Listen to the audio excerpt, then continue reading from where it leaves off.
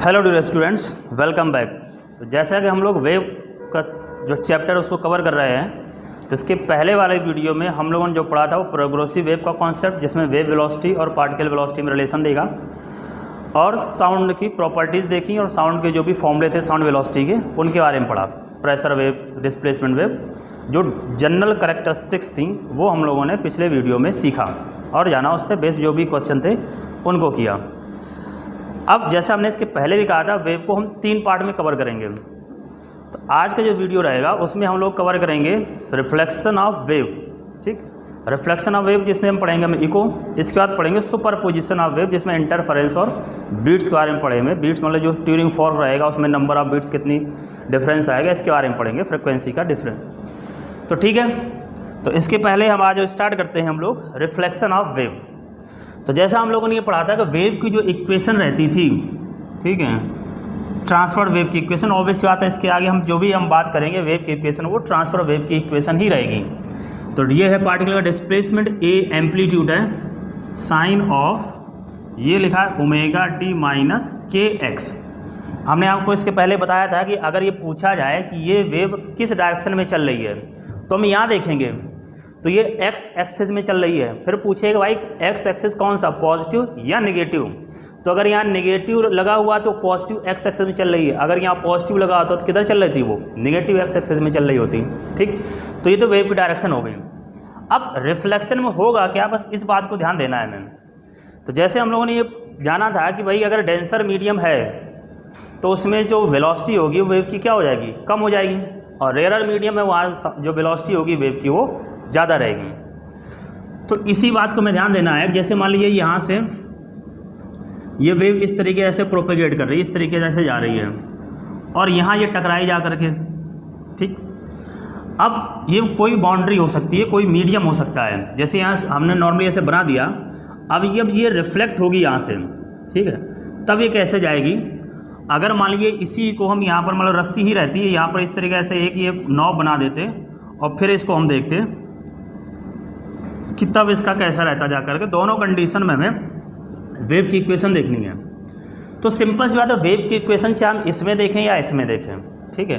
अब इसमें और इसमें अंतर क्या है, देखिए इसमें अंतर ये कि इसका ये सिरा देखो फिक्स है और इधर क्या है, ये सिरा इसका फ्री है। अगर ये वेव इधर जाएगी तो ऐसे घूमते हुए ऐसे निकल आएगी जाकर के इस तरीके से, जबकि दूसरा सिरा यहाँ पर क्या है, ये फिक्स दे रखा है। तो ये अंतर है। चलिए वो तो बात की बात है, अभी तो सिर्फ हमें ये देखना है कि वेव की इक्वेशन बनेगी क्या।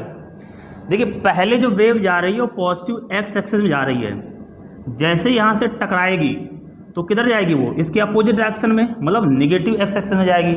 तो पहले तो यहाँ साइन चेंज हो जाएगा। तो अगर हम ये वेव की इक्वेशन माने इंसिडेंट वेव की, ठीक है, तो अगर हम रिफ्लेक्टेड वेव की माने, यहाँ पर हम बात कर रहे हैं रिफ्लेक्टेड वेव की इक्वेशन की, ठीक है, तो वाई आर यहाँ पर ऐसे ही बना रहे हैं, ए साइन, यहाँ डायरेक्शन चेंज हो जाएगा, omega T plus K x आएगा। ठीक, दूसरा हम यहाँ पर ये बना रहे हैं रिफ्लेक्टेड वेव की इक्वेशन, यहाँ पर माइनस साइन लगा दे रहे हैं। हम बताते हैं अभी इन दोनों का मतलब क्या है। ये रहेगा ओमेगा टी और यहाँ तो डायरेक्शन चेंज हो रही प्लस के एक्स। अब डायरेक्शन तो देखो यहाँ रिवर्स हो गई, यहाँ पॉजिटिव एक्स एक्सिस में जा रही थी वेव, इधर किधर जाने लगेगी, ये नेगेटिव एक्स एक्सिस में। तो यहाँ हम लिख रहे हैं जो वेव चल रही है वो पॉजिटिव एक्स एक्सिस में चल रही है, और इधर हम जो देख रहे हैं वो किधर चल रही है, नेगेटिव एक्स एक्सिस में, ठीक है, नेगेटिव एक्स एक्सिस में चल रही है। अब कब यहाँ पर पॉजिटिव साइन होगा, कब यहाँ पर नेगेटिव साइन होगा, बात इसकी आती है। देखिए अगर रिफ्लेक्शन रिजिड सरफेस से होगा, ठीक है, ये सरफेस कैसी है, रिजिड सरफेस है, तो इसमें क्या होगा कि वेव अपना फॉर्म चेंज करेगी। वेव जो वेव फॉर्म होगा वो चेंज हो जाएगा, वेव फॉर्म चेंज हो जाएगा। कैसे चेंज हो जाएगा, देखिए पहले ये ऐसे जा रहा था, अब ये क्या होगा, इस तरीके से नीचे ऐसे जाएगा। जब ये रिफ्लेक्ट होगी तो ये वेव पे फिर ऐसे पहुंचेगी जा करके, ये नीचे से ऐसे चलेगी, ठीक है। अगर ये फ्री सरफेस से होगी रिफ्लेक्शन अगर किससे होगा, फ्री सरफेस, तो इसके वेव फॉर्म में कोई चेंज नहीं आएगा। जैसे ये वेव ऐसे जा रही थी तो उसी तरीके से ये इस तरीके से ऐसे मूव कर जाएगी इस डायरेक्शन में, इसमें कोई चेंज नहीं आएगा। तो देखिए यहाँ पहले ये ऊपर की तरफ ऐसे जा रहा था, अब ये किधर हो गया, नीचे की तरफ। तो जस्ट अपोजिट हो गया। अपोजिट हो जाने का मतलब ये हो गया कि इनका जो फेज डिफरेंस रहा वो कितना हो गया 180 डिग्री। और इसमें देखिए जैसा इसका फॉर्म था, ठीक है, वैसा ही फॉर्म आ रहा है, इनके भी जो कोई फेज डिफरेंस नहीं रहेगा। तो ये बात आपको ध्यान रखनी है, अगर रिजिड सरफेस से रिफ्लेक्शन होगा तो फेज डिफरेंस कितने का रहेगा 180 डिग्री, वेव फॉर्म चेंज हो जाएगा, मतलब जो ऊपर तरफ इसका जो पल्स था वो किधर हो जाएगा नीचे की तरफ हो जाएगा। अगर फ्री सरफेस से हो रहा तो वेव फॉर्म में कोई चेंज नहीं आएगा, सिर्फ क्या बदलेगा डायरेक्शन बदलेगा। तो अगर रिजिड सरफेस से रिफ्लेक्शन हो रहा है तो हमें ये पता चला फेज डिफरेंस कितना है 180 डिग्री का, तो यहाँ क्या लगा है, ये माइनस साइन लगा है। तो ये जो लिखी हुई है इक्वेशन, ये रिजिड सरफेस से रिफ्लेक्शन है, reflection from the rigid surface. और ये जो लिखी है वो किससे लिखी है, फ्री सरफेस से। तो जो क्वेश्चन आते हैं वो यही करेंगे, वो यहाँ लिख देंगे मान लीजिए कोई इंसिडेंट वेव है। अब कहेंगे मान लीजिए ये जो वेव है वो फ्री सरफेस से रिफ्लेक्ट हो रही है, तो नीचे 4 ऑप्शन बना देगा, पूछेगा बताइए इसमें कौन सा वेव इक्वेशन करेक्ट है। तो हमें क्या करना है, अगर वो फ्री सरफेस से रिफ्लेक्शन हो रहा होगा तो सिर्फ क्या बदलेगा, डायरेक्शन बदलेगी, उसके वेव फॉर्म में कोई चेंज नहीं आएगा। अगर वो रिजिड सरफेस से रिफ्लेक्शन हो रहा होगा तो डायरेक्शन तो बदलेगी, साथ साथ क्या होगा, उसका फेज डिफरेंस भी आ जाएगा 180 डिग्री का। ठीक है, तो इतनी बात आपको ध्यान रखना है, अगर रिजिड सरफेस से रिफ्लेक्शन हो रहा है तो वेव फॉर्म चेंज होगा, फेज डिफरेंस रहेगा 180 डिग्री का। अगर फ्री सरफेस से रिफ्लेक्शन होगा तो वेव फॉर्म में कोई चेंज नहीं होगा, फेज डिफरेंस कितना रहेगा, 0 रहेगा। ठीक है, तो ये बात हो गई इंसिडेंट वेव इक्वेशन की, और ये किसकी हो गई, रिफ्लेक्टेड वेव इक्वेशन की। अब एक स्टेप रहा, अब दूसरे टाइप के जो क्वेश्चन रहते हैं इसी तरीके से वो इम्पल्स बना देंगे, कोई वेव फॉर्म बना देंगे, ठीक है, और लिख देंगे मतलब यहाँ पर रिजिड सरफेस है या फ्री सरफेस है, बाकी 4 ऑप्शन बने रहेंगे, पूछे बताइए कौन सा करेक्ट है, उसको समझते हैं हम। ठीक है, अगर इस तरीके का कोई क्वेश्चन रहता है कि वेव फॉर्म दे रखा हो और पूछा जाए जो रिफ्लेक्टेड वेव फॉर्म कौन सा करेक्ट है, इसके बारे में जानते हैं। ठीक है, इसका जानने का तरीका क्या है कि पहले हम कोई भी ऐसा बनाते हैं, मान लीजिए ये कोई स्ट्रिंग है, रस्सी है, ठीक है, एक सिरा इसका पतला है, दूसरा सिरा इसका ये थिक है, ये दूसरा सिरा है, तो ये डेंसर है या थिक है और ये रेयर है, तो बताने की कोई ज़रूरत नहीं है। मान लीजिए यहाँ से हमने ये कोई वेव फॉर्म दिया, ठीक है, इस तरीके से ये कोई इम्पल्स दिया इसको, ठीक है, अब ये इम्पल्स इधर रस्सी से ऐसे जाएगा आगे, यहाँ टकराएगा आकर के, इसका क्या होगा, देखो एक तो क्या होगा, ये ट्रांसमिट हो जाएगा, इसी के साथ चला जाएगा, जो दूसरे मीडियम में एंटर कर जाएगा उसे ट्रांसमिशन बोलेंगे, जो पार कर जाएगा, और इस जंक्शन से जब टकराएगा तो क्या होगा, रिफ्लेक्शन भी होगा। तो देखिए ये डेंसर मीडियम है, मतलब रिजिड सरफेस है ये, ठीक है, रिजिड सरफेस से अगर रिफ्लेक्शन होता है तो अभी हम लोगों ने पढ़ा था वेव फॉर्म चेंज हो जाता है। ठीक है, तो ये इसको हम यहीं पर देखें, जो ट्रांसमिशन जिसका होगा, ट्रांसमिशन में तो देखो जैसे आ रही थी वैसे चली जाएगी, इसमें तो कोई चेंज नहीं आएगा, ये जैसे आ रही थी उसी तरीके से चली जाएगी, ये ट्रांसमिशन है। लेकिन जब यहाँ टकराएगी तो इसका जो वेव फॉर्म रहेगा ये क्या होगा, चेंज हो जाएगा। ठीक है, ये इस तरीके से हो जाएगा। तो यहाँ हमने देखा डेंसर मीडियम से, ये है reflected wave form, reflected wave, और ये क्या है, ट्रांसमिटेड।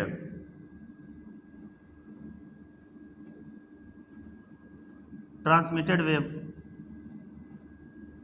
ठीक, तो ये अब इसका रिवर्स कर दें, हम यहाँ पर क्या करेंगे, ये थिक कर दें, मतलब ये डेंसर, ये जो रस्सी है इसका सिरा ये मोटा है, ठीक है, और ये वाला सिरा पतला है। ठीक है, अब यहाँ पर हम दें मान लीजिए कोई वेव फॉर्म, ये दिया, जब यहाँ टकराएगा तो देखो क्या है, ये डेंस रेयर मीडियम है, ये फ्री सरफेस जैसा काम करेगा ये।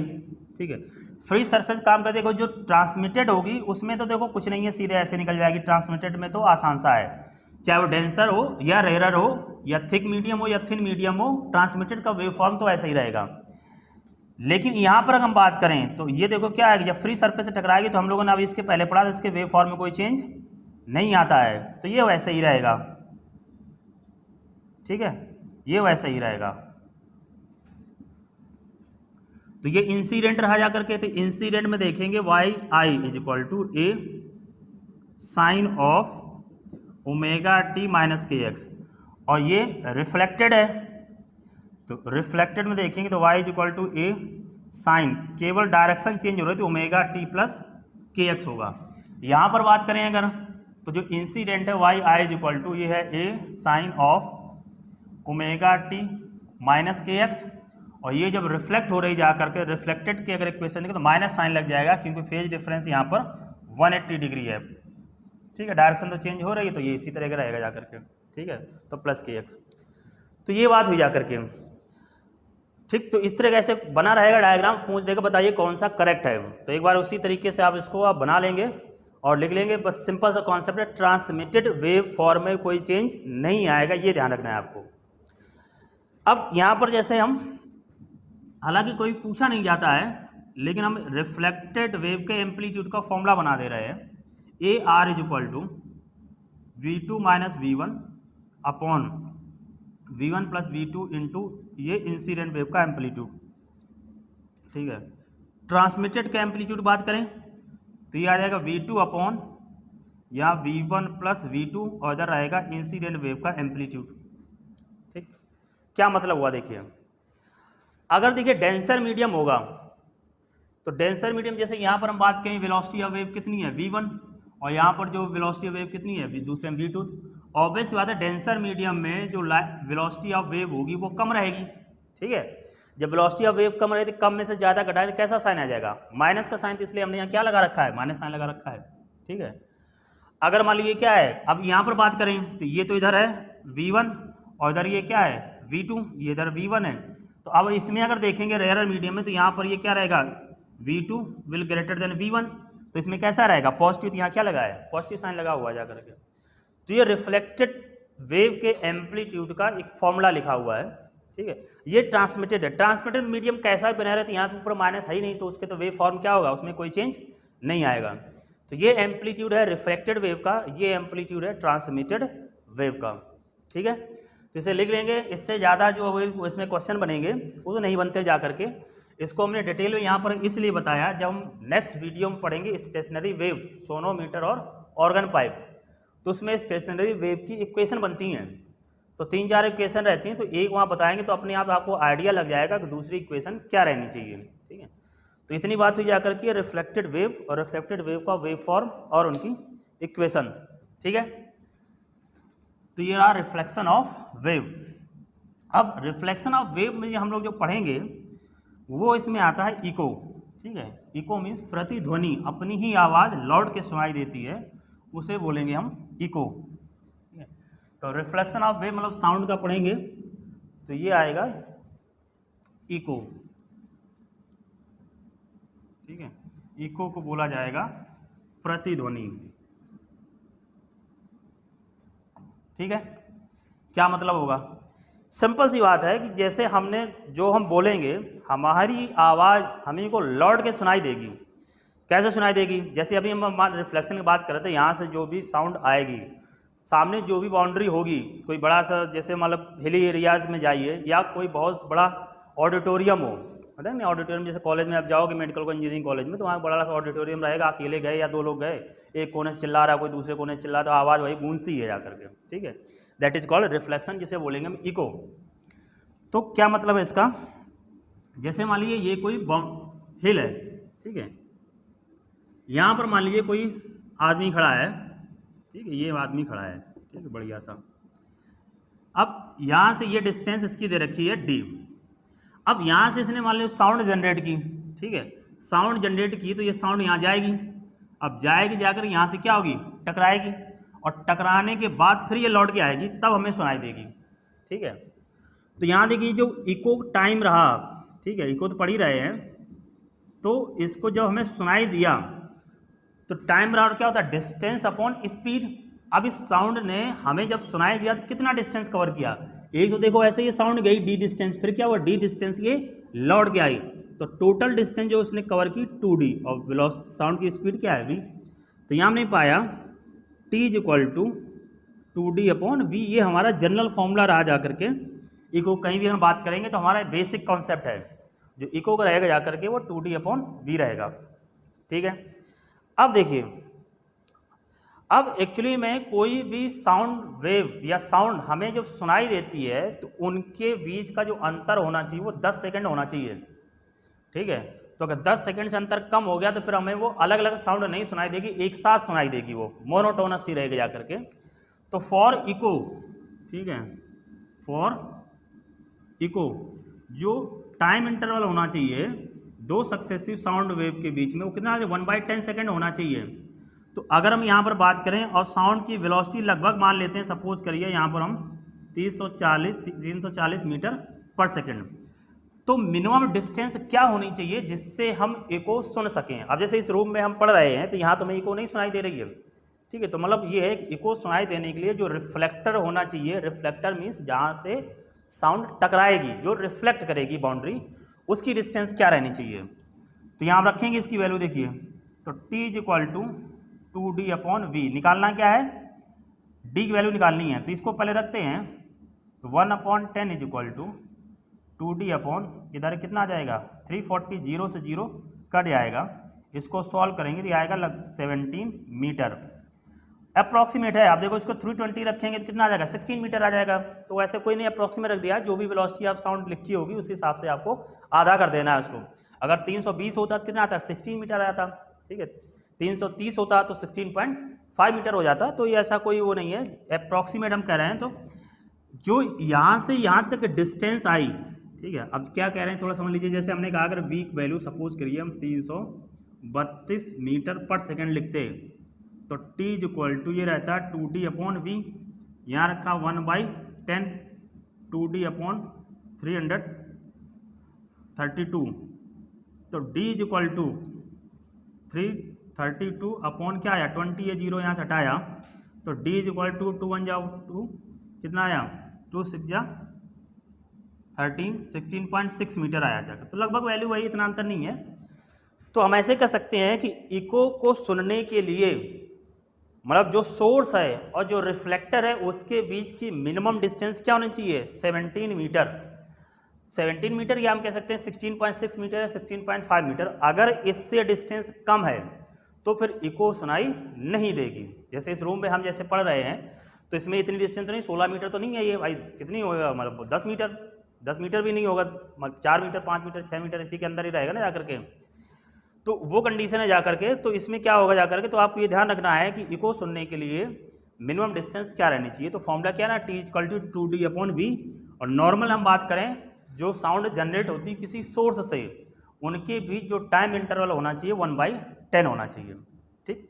अब जैसे हम बोल रहे हैं जो, तो इसे बोला जाता है आर्टिकुलेटेड साउंड, ठीक है। इसको साफ करके मैं लिख रहा हूँ, जो साउंड बोली जा रही है जैसे हम लोग बोल रहे हैं दैट इज कॉल्ड आर्टिकुलेटेड, ठीक है। इसको साफ कर दे रहा हूं मैं, ठीक। तो यहां पर जैसे ये बोला जा रहा है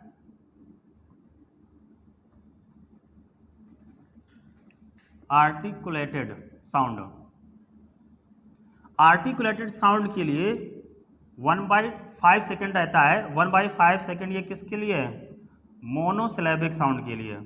आप सोचेंगे मोनोसिलेबिक साउंड क्या रहती है, मोनोसिलेबिक साउंड, मोनोसिलेबिक साउंड का मतलब यह है कि एक बार में हम एक सेंटेंस बोलें, ठीक है, वो मोनोसिलेबिक साउंड रहेगी। अगर ये बाइसिलेबिक साउंड है तो बाइसिलेबिक साउंड के लिए जो टाइम इंटरवल हो जाएगा 2/5 हो जाएगा, ट्राइसिलेबिक 3/5। इसी तरह जितने एक बार में जितने सेंटेंस बोलेगा उस इतने से क्या हो जाएगा मल्टीप्लाई हो जाएगा 2/5 है ये, ठीक है। तो आर्टिकुलेटेड साइड जिसका जैसे हम जो उच्चारण करें जो हम बोल रहे हैं, और वो किसके लिए था, जो कोई भी सोर्स जनरेट कर रहा है, कोई भी इंजन है, कार है, व्हीकल है, उनके लिए बात हो रही थी। कोई इंसान बोल रहा है तो उसके लिए क्या रहेगा 1/5 सेकंड, अगर एक बार में एक सेंटेंस बोल रहा है। तो आपने जैसे देखा होगा कई बार ऐसा होता है कुछ लोग एक बार में जैसे ज़्यादा बोल जाते हैं तो समझ नहीं आता उसने बोला क्या। तो वही है, अगर मतलब आर्टिकुलेटेड साउंड एक बार में एक शब्द अगर बोला जा रहा है तो 1/5 सेकंड है। अब पता चला कि हमारा जो टाइम उसमें है एक बार में कई शब्द बोल गया, तो कई बार होता है ना कि तुम कहना क्या चाह रहे हो समझ में नहीं आ रहा है, तो होता है ना धीरे धीरे बोलो धीरे धीरे बोलो। मतलब ये है कि जो शब्द हैं वो क्लियर, उनके बीच जो गैप है वो रहना चाहिए जा करके। तो एक शब्द में कितना अंतर 1/5 सेकंड, 0.2 सेकंड आ रहा है, 2 में कितना 0.4 सेकंड हो जाएगा, 3 में कितना 0.6 सेकंड हो जाएगा। मतलब एक शब्द के बीच जो अंतर आना चाहिए कितना 0.2 सेकंड का आ रहा है। पता चला कोई इतने जल्दी जल्दी बोल जाए कि 0.2 सेकंड के अंदर ही 2-3 शब्द बोल जाए, तो पता चला उसने बोला क्या, पूरा समझे में नहीं आता है वो। तो वो कहानी है। तो इसमें ध्यान रखना है कि इको के लिए डिस्टेंस क्या रही और आर्टिकुलेटेड साउंड के लिए कंडीशन क्या रही, तो वो हम लोगों ने जाना इको की कंडीशन। अब जो उसमें न्यूमेरिकल रहेंगे इनको हम समझते हैं। हालांकि अब ऐसा कोई पैटर्न नहीं रहा कि इसमें अब ज़्यादा इको से क्वेश्चन नहीं पूछे जाते हैं, लेकिन जो रिफ्लेक्शन है थोड़ा बहुत कंडीशन हमें आइडिया रहना चाहिए, जैसे डिस्टेंस क्या होने चाहिए और बाकी जो भी पैरामीटर उनके बारे में पता रहना चाहिए। ठीक है, तो सिंपली हम एक समझ लेते हैं, उसी बेसिस पर हम आगे करेंगे। क्या करते हैं, मान लेते हैं कि ये मान लीजिए दो हिल्स हैं, पहाड़ी हैं ये दो। ठीक है, ये इनके बीच का ये कोई कनेक्टिंग रोड है। यहाँ पर कोई पर्सन खड़ा है, कोई आदमी खड़ा है दो पहाड़ियों के बीच में। ठीक है, यहाँ से ये डिस्टेंस हम मानते हैं x और यहाँ से ये डिस्टेंस मानते हैं y। अब यहाँ इसने साउंड जनरेट की, साउंड प्रोड्यूस की, मतलब खुद बोला या कोई ड्रम लिए उसको बजाया। ठीक है, अब ये सपोज करिए फर्स्ट हिल मानते हैं, इसको मानते हैं हम सेकेंड हिल। अगर हम रिफ्लेक्शन ऑफ साउंड फर्स्ट हिल से कंसीडर करें, ठीक है, हम ये मान चलें पहले किससे टकराया जा करके, इससे, तो देखिए साउंड क्या होगी, इससे ऐसे टकराएगी फिर लौट के ऐसे आएगी, तो पहली इको हमें सुनाई देगी। तो फर्स्ट इको, यहाँ पर हम बात कर रहे हैं फर्स्ट इको की, तो T1 इज इक्वल टू रहेगा 2x/v, पहले से सुनाई दी गई। ऑब्वियस बात है जो पास में होगा उसकी पहले सुनाई दी जाएगी, जो दूर में होगा वो बाद में सुनाई देगी। सेकेंड इको की बात करें हम, ठीक है, सेकेंड इको रहेगी वो दूसरी पहाड़ी से सुनाई देगी। T2 इज इक्वल टू ये कितना आ जाएगा 2y/v हो जाएगा। ठीक है, ये कंडीशन है जा करके। अब ये क्वेश्चन क्या करता है जा करके कि हमें ये टाइम दे देता है। उसने कहा सपोज करिए, इसमें जैसे क्वेश्चन हम कहें जो न्यूमेरिकल रहेगा उसके हिसाब से समझें। उसने कहा कि मान लीजिए कोई आदमी है, दो पहाड़ियों के बीच में वो खड़ा है और साउंड प्रोड्यूस करता है। पहली इको मान लीजिए ही ऑब्जर्व्ड, ठीक है, first echo after 1.5 second and second echo after 2.5 second. Then find out the distance between the hills.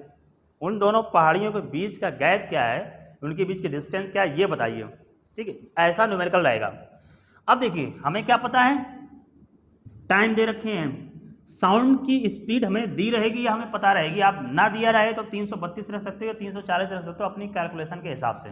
ठीक है, अब यहाँ देखिए अगर हमें डिस्टेंसेस निकालनी रहे तो देखो इसमें अगर हम x निकालें तो ये इससे मल्टीप्लाई हो जाएगा, तो आएगा T1/2। ठीक है, इसी तरह यहाँ देखेंगे हम y इज इक्वल टू ये आएगा T2/2। तो अगर इन दोनों का हम गैप देखें, मतलब x प्लस वाई देखो T1/2 और T2/2 को जोड़ देंगे तो यहाँ देखो V/2 आ जाएगा कॉमन, तो ये इधर आ जाएगा T1 और प्लस क्या हो जाएगा T2। तो ये हमारा एक फॉर्मूला बन गया जाकर के दोनों पहाड़ियों के बीच के गैप का निकालने का। तो अगर इस तरीके से दे रखा हो तो हमें क्या करना था, distance between the two hills will be equal to V/2 of T1 plus T2। जो भी हमें इको के टाइम दे रखे होंगे उनको हम ऐड कर देंगे। जैसे ये न्यूमेरिकल है तो इसमें हमें निकालना है, तो देखिए क्या हो जाएगा x plus Y is equal to ये आ गया V/2, यहाँ पर रखेंगे हम लोग T1 और प्लस क्या करेंगे T2। मान लीजिए इसकी वैल्यू रखी हम लोगों ने 340, तो 340/2 ये रखा 1.5, इधर आ गया 2.5, जोड़ेंगे कितना आ जाएगा ये 4/2 करेंगे 2 हो जाएगा, तो 2 हो जाएगा। तो x plus Y is equal to 340/2 ये आ गया कितना 4, इसे कट किया ये 2 बचा, तो इसको जब मल्टीप्लाई करेंगे कितना आ गया 680 मीटर। तो ये कंडीशन रहेगी जा करके। अब सोचिए उनके बीच गैप कितना 680 मीटर है। 680 मीटर में कितना अंतर पड़ रहा है जाकर, 320 मीटर कम नहीं 1 किलोमीटर है। ठीक है, और तब जाकर उनको देखो इको सुनाए कि 1.5 और 2.5 सेकंड में सुनाई दे रहे, कितना कम टाइम है। ठीक है, मतलब इको ऑब्जर्व करने के लिए, इको सुनने के लिए जो डिस्टेंस रहनी चाहिए हमने देखा था लगभग कम से कम कितनी दूरी रहनी चाहिए 17 मीटर रहनी चाहिए जाकर के, तब हमें वो इको सुनाई देगी। तो ये कंडीशन नहीं, इस तरीके से न्यूमेरिकल रहेंगे। तो यहाँ पर देखिए क्या है कि जो आदमी खड़ा हुआ था वो एसिमेट्रिकल पोजीशन में खड़ा था। एसिमेट्रिकल मतलब क्या है कि ये एक्स और वाई अलग अलग हैं, दोनों बराबर नहीं है। अगर दोनों बराबर होती तो टाइम इंटरवल दोनों क्या होते हैं, मल्टीपल आते हैं। जैसे इधर 2 सेकंड, इधर 4 सेकंड, इधर 4, 6 एंड सो ऑन ऐसे रहता जा करके। तो ये हम कह सकते हैं कि ये एसिमेट्रिकल पोजीशन में खड़ा है। यहाँ पर जो पर्सन है वो कैसा है, एसिमेट्रिकल पोजीशन में है। ठीक है, तो बहुत ज़्यादा इतना आपको डिटेल में नहीं जाना, लेकिन थोड़ा एक आइडिया रहना चाहिए इको के क्वेश्चन को हम कैसे सिंप्लीफाई करेंगे, कैसे हम सॉल्व करेंगे। ठीक है, तो ये पहला कॉन्सेप्ट हम लोगों ने समझा, जिसमें पता चल गया कि कैसे हम निकालेंगे इसको। ठीक है, नेक्स्ट टाइप का क्वेश्चन समझते हैं इसको। ठीक है, इसी तरह आप इसे वीडियो को पॉज करके रोक करके लिख लेंगे, इतना कोई बहुत ज़्यादा डिटेल में आपको नहीं जानना है। ठीक है, हालांकि पिछले जब से नीट का बन रहा है तो क्वेश्चन बहुत ज़्यादा नहीं आते हैं, नॉर्मली आया है तो कोई थ्योरेटिकल क्वेश्चन ही आया है, इसलिए बहुत ज़्यादा इसमें वेटेज नहीं दे रहा ना, हम पढ़ाने में बहुत ज़्यादा वेटेज दे रहे हैं। लेकिन ये है कि टॉपिक है तो हमें आइडिया रहना चाहिए कि भाई इको होती क्या है। ठीक है, तो ये पहली कंडीशन हम लोगों ने जानी कि अगर इस तरीके से है तो उसके बीच की जो डिस्टेंस है हम कैसे निकाल सकते हैं।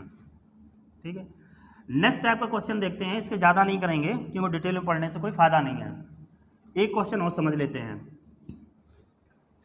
ठीक है, नेक्स्ट क्वेश्चन ये है कि मान लीजिए उसी तरीके से है। ठीक है, ये न्यूमेरिकल देखते हैं कि ये मान लीजिए हिल है, रिफ्लेक्टर सरफेस है। मान लीजिए यहाँ पर कोई व्हीकल जा रहा है। ठीक है, व्हीकल बनाते हैं, ये व्हीकल है, इसकी स्पीड v दे रखी है, व्हीकल है तो v मानते हैं, चले ठीक है। ठीक है, कार है, मान लीजिए कार की स्पीड vc मानते हैं। तो ये कुछ स्पीड से जा रहा है, मान लीजिए यहाँ की कुछ दूरी मान लेते हैं इसकी, कुछ सपोज करिए ये है 900 मीटर। ठीक है, जब ये 900 मीटर पर रहती है तो ये साउंड जनरेट करते हैं, प्रोड्यूसेस साउंड।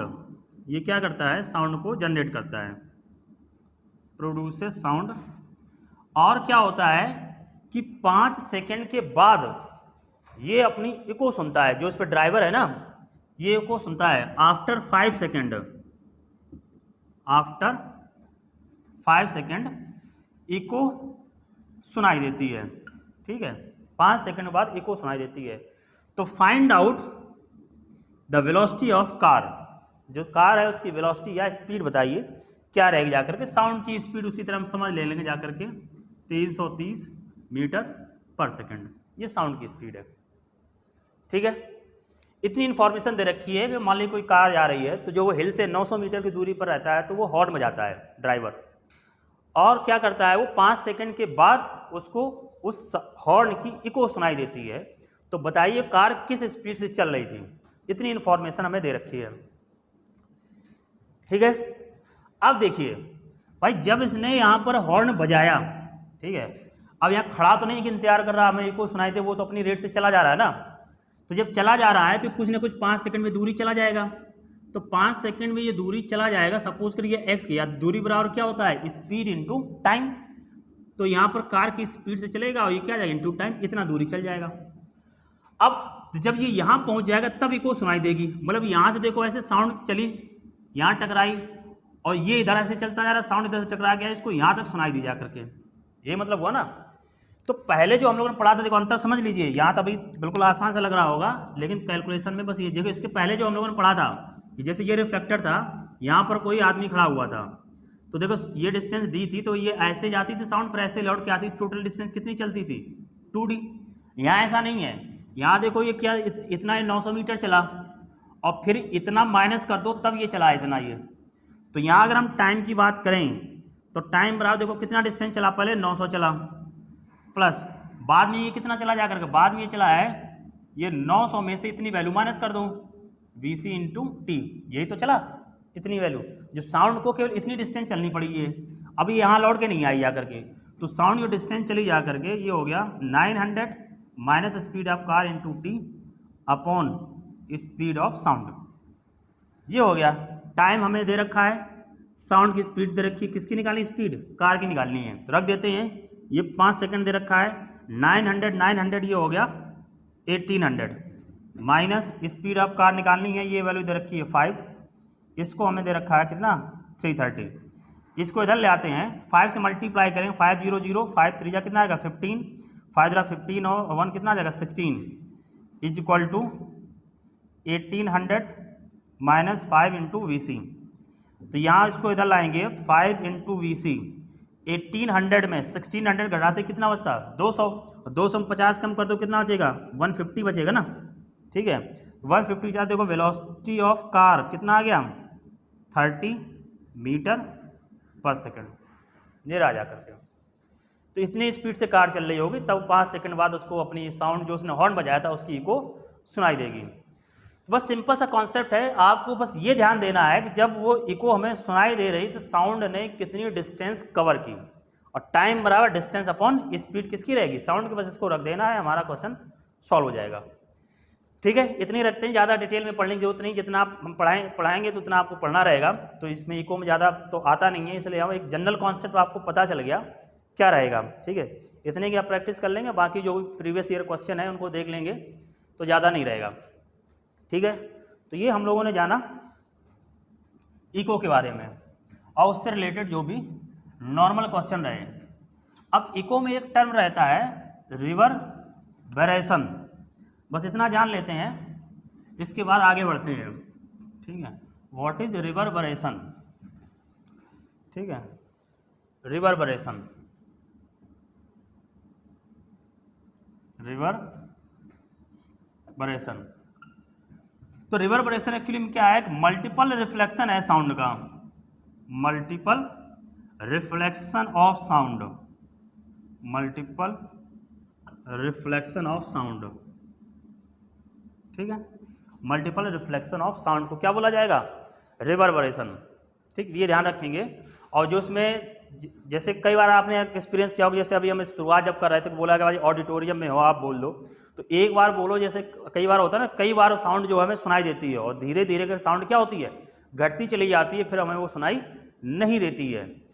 तो वो टाइम जितने समय के बाद जो मल्टीपल रिफ्लेक्शन हो रहा है हमें सुनाई देना बंद कर जाता है, उसे बोलते हैं रिवर्बरेशन टाइम, और इस फेनोमेना को बोला जाएगा रिवर्बरेशन। बस सिंपल सी बात है, इतना आपको ध्यान रखना है, इसके आगे कोई कहानी नहीं है। तो रिवर्बरेशन हो गया, इको होगा, ये कंडीशन हम लोगों ने जानी क्या रही जा करके। ठीक है, तो ये रिफ्लेक्शन हो गया, रिफ्लेक्शन का वेव फॉर्म हो गया, उनकी इक्वेशन होगी जा करके, और रिफ्लेक्शन का एग्जाम्पल पढ़ा हम लोगों ने इको। ठीक है, अब नेक्स्ट टॉपिक आता है यहाँ पर सुपरपोजिशन ऑफ वेव।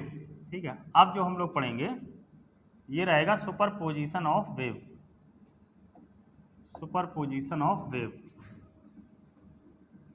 आसान सा है, इसको हम डिटेल में यहाँ इसलिए नहीं पढ़ेंगे क्योंकि ये चीज़ हम वेव ऑप्टिक्स में पढ़ा चुके हैं।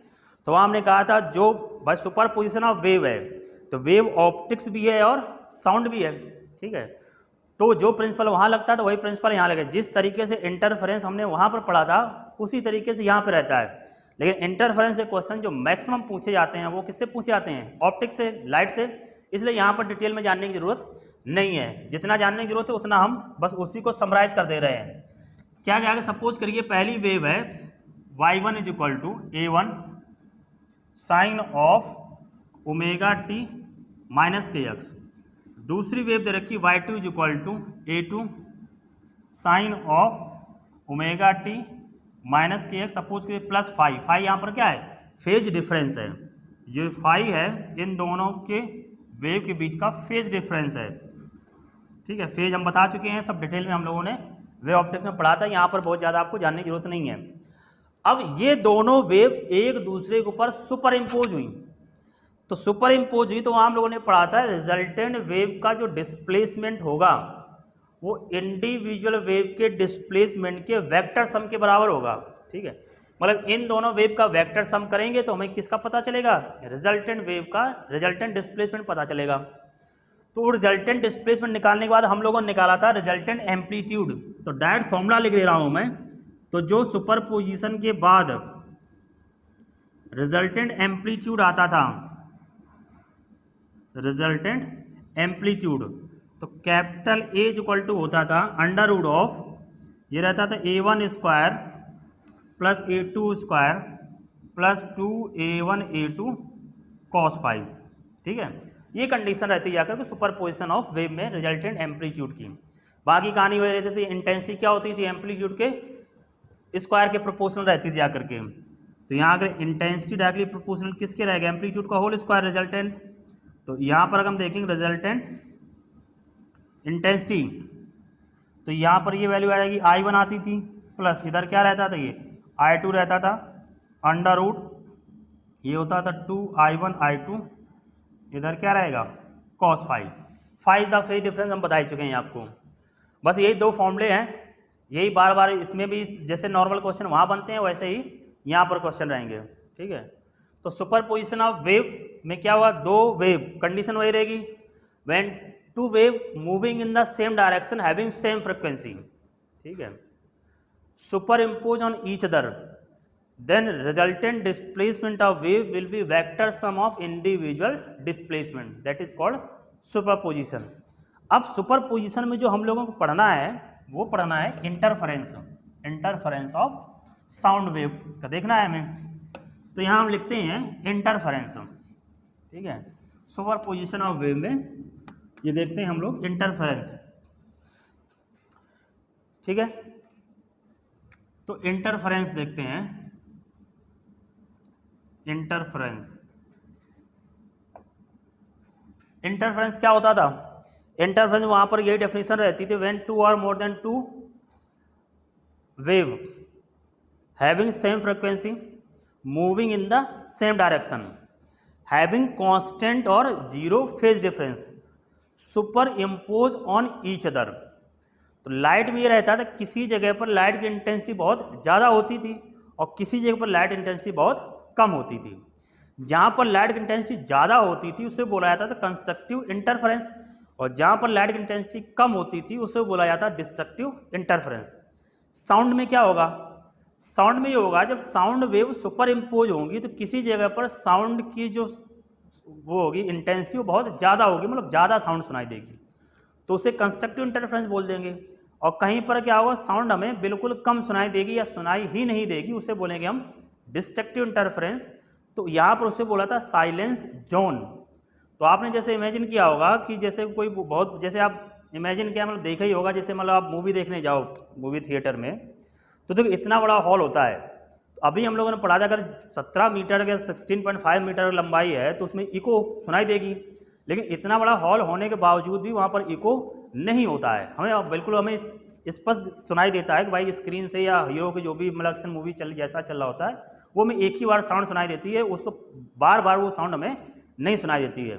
तो आपने देखा होगा जो उसमें हॉल होता है तो उसमें बड़े प्रोजेक्टर ऐसे गोल गोल से लगे रहते हैं किनारे चारों तरफ, जैसे हर उसमें जाकर के उनका काम क्या रहता है, जाकर के वो डिस्ट्रक्टिव इंटरफेरेंस जैसे होता है, जैसे वहाँ पर साउंड टकराएगी जाकर के तो उसको रिफ्लेक्ट नहीं करेगा, वो वहीं पर एब्जॉर्ब कर लेगा। अगर रिफ्लेक्ट करता है तो पता चले एक हमारी साउंड आ रही है उसके जो स्पीकर लगा रखे हैं उनसे, और दूसरी साउंड आती जाकर के किससे, जिससे वो टकरा जाकर पता चला कि एक बार वहाँ एक्सीडेंट हो गया, दोबारा फिर हमें सुनाई दे रहा जाकर के, तो दो बार नहीं होगा। तो वो जो रहता है वो क्या पैटर्न होता है, डिस्ट्रक्टिव इंटरफेरेंस, उसी बोला जाएगा साइलेंस जोन। तो वही हम यहाँ पढ़ेंगे, इंटरफेरेंस में क्या होगा, वही कंस्ट्रक्टिव इंटरफेरेंस होगा और डिस्ट्रक्टिव इंटरफेरेंस होगा, ठीक है। तो इंटरफेरेंस में क्या कंजर्व रहता था, एनर्जी, ऑब्वियस बात, हम लोग पढ़ते हैं interference based on principle of conservation of energy. तो ये भी साउंड यहाँ पर ज़्यादा है और जहाँ पर कम है तो वहाँ एनर्जी ज़्यादा होगी, वहाँ पर एनर्जी कम रहेगी। तो interference based on the principle of conservation of energy. तो यहाँ पर जैसे हमने निकाला कि जो रिजल्टेंट एम्पलीट्यूड आ रहा है capital A is equal to under root of, ये रहेगा A1 square plus A2 square plus 2A1 A2 cos 5, ठीक है। रिजल्टेंट इंटेंसिटी का फॉर्मूला भी देखा हम लोगों ने, रिजल्टेंट इंटेंसिटी ये पहुंच रहा है जाकर के I1 plus I2 plus 2 root, ये आएगा I1 I2 और cos 5, ठीक है। अब देखिए कंस्ट्रक्टिव इंटरफेरेंस मतलब first condition, constructive interference, constructive interference का मतलब है कि मैक्सिमा के लिए कंस्ट्रक्टिव इंटरफेरेंस, कंस्ट्रक्टिव इंटरफेरेंस, इसका मतलब ये है कि जो एम्पलीट्यूड है या इंटेंसिटी वो क्या होनी चाहिए, मैक्सिमम। और ये चीज़ मैक्सिमम कब होगी, जब cos 5 की वैल्यू मैक्सिमम रहेगी। cos 5 की जो वैल्यू मैक्सिमम होती है ये कितनी होती है, 1, और ये 1 कब होगी जाकर के, जब वैल्यू कितनी रहेगी 5 की, 0, या अब 180 पे कितना होता है -1, तो मिनिमम हो गया, 0 पे होगा या कितने पे होगा 2 पाई पे, या फिर कितने पे होगा 4 पाई पे, या कितने पे होगा 6 पाई पे, एंड सो ऑन, ये रहेगा जाकर के। तो इसका अगर जनरल फॉर्मूला बनाएं तो ये रहा जाकर के फेज डिफरेंस, ठीक है। कंस्ट्रक्टिव इंटरफेरेंस के लिए ये किसकी कंडीशन हम लोगों ने पढ़ी, फेज डिफरेंस की। तो फेज डिफरेंस देखो क्या आया, ये आया 2n पाई। कंस्ट्रक्टिव इंटरफेरेंस फेज डिफरेंस आया 2n पाई। यहाँ पर जो n की वैल्यू है 0, 1, 2, 3 एंड सो ऑन।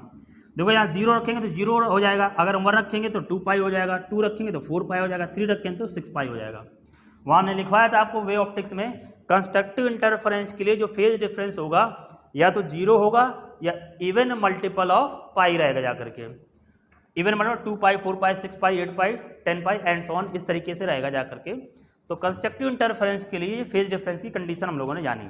अब जैसे यहाँ पर रख देते हैं मैक्सिमा, देखो हम तो एम्पलीट्यूड मैक्सिमम देखते हैं, देखो कितना रहा जा करके, आपको बस रिकॉल करा दे रहे हैं। कॉस 0 रखेंगे, कॉस 0 की वैल्यू हो जाएगी 1, कॉस 0 की वैल्यू 1 हो जाएगी, तो ये देखो यहाँ पर आ जाएगा a1 square plus a2 square plus 2a1 a2 cos 0 हो गया 1। ये लिखा a1 प्लस a2 का होल स्क्वायर। इसको जब हम लोग सिंप्लीफाई करते थे तो ये आ जाती थी वैल्यू कितनी, a1 प्लस a2, ये क्या रहा जा करके मैक्सिमम। अगर यही इंटेंसिटी की बात करते हैं हम, इंटेंसिटी मैक्सिमम की अगर बात करते तो यहाँ पर कितना हो जाता, यह आता √I1 प्लस √I2 का होल स्क्वायर हो जाता मैक्सिमम इंटेंसिटी। ठीक है, सिंपल सी बात है, हम लोग ये पढ़ चुके हैं कि इंटेंसिटी डायरेक्टली प्रोपोर्शनल किसके रहती है, एम्पलीट्यूड का होल स्क्वायर। इसके पहले वाले वीडियो में हम लोगों ने ड्राइव किया था एम्पलीट्यूड का होल स्क्वायर।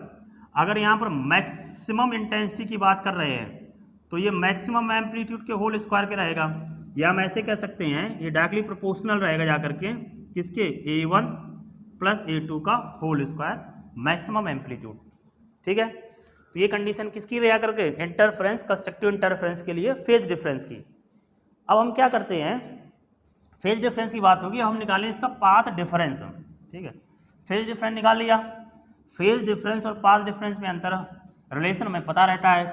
ठीक है, तो इसका निकालते हैं हम लोग, फेज डिफरेंस पता चला गया। अगर फेज डिफरेंस पता है तो हम निकाल लेंगे पाथ डिफरेंस को। कैसे निकालेंगे पाथ डिफरेंस, कंस्ट्रक्टिव इंटरफेरेंस की बात कर रहे हैं। ठीक है, पाथ डिफरेंस को डिनोट करते हैं हम लोग डेल्टा एक्स से। तो देखिए जो फेज डिफरेंस रहता है जाकर के फाइव इक्वल टू और path difference relation 2 pi lambda into इधर क्या रहता है डेल्टा एक्स। ये फेज डिफरेंस और पाथ डिफरेंस में अंतर होता है। कंस्ट्रक्टिव इंटरफेरेंस के लिए फेज डिफरेंस निकाला हम लोगों ने 2n पाई, इधर ही आ जाएगा 2 पाई लैम्डा इंटू क्या रहेगा डेल्टा एक्स। तो देखो 2 पाई से 2 पाई कट गया, delta x is equal to आ रहा है n लैम्डा। n की वैल्यू वही 0, 1, 2, 3, तो n की वैल्यू 0, 1, 2, 3 रहेगी। अगर n की वैल्यू 0, 1, 2, 3 एंड सो ऑन, तो जो पाथ डिफरेंस रहा जा करके या तो 0 होगा, या तो लैम्डा होगा, या 2 लैम्डा होगा, या 3 लैम्डा होगा एंड सो ऑन, इस तरीके से रहेगा जा करके। तो किसका रहा, कंस्ट्रक्टिव इंटरफेरेंस के लिए पाथ डिफरेंस का। ठीक है, तो बस ज़्यादातर जो हम क्वेश्चन यहाँ पर देखेंगे वो जनरली पाथ डिफरेंस से रिलेटेड क्वेश्चन आते हैं साउंड में। ऑप्टिक्स में पढ़ते थे तो ज़्यादातर वो मिक्स क्वेश्चन रहते थे, पाथ डिफरेंस के भी रहते थे और फेज डिफरेंस के भी रहते थे। लेकिन साउंड में जो हमें क्वेश्चन मिलेंगे वो किसके मिलेंगे जाकर, ज़्यादातर जो क्वेश्चन आएंगे वो पाथ डिफरेंस से रिलेटेड मिलेंगे। तो ये हमने जाना कंस्ट्रक्टिव इंटरफेरेंस के लिए फेज डिफरेंस और पाथ डिफरेंस की। ठीक है, नेक्स्ट हम बात करते हैं डिस्ट्रक्टिव इंटरफेरेंस के लिए। ठीक है, तो डिस्ट्रक्टिव इंटरफेरेंस की बात करते हैं। ठीक, तो इसमें जो रहेगा वो मिनिमा रहेगा। तो मिनिमा कंडीशन के लिए cos फाई की वैल्यू मिनिमम रहेगी।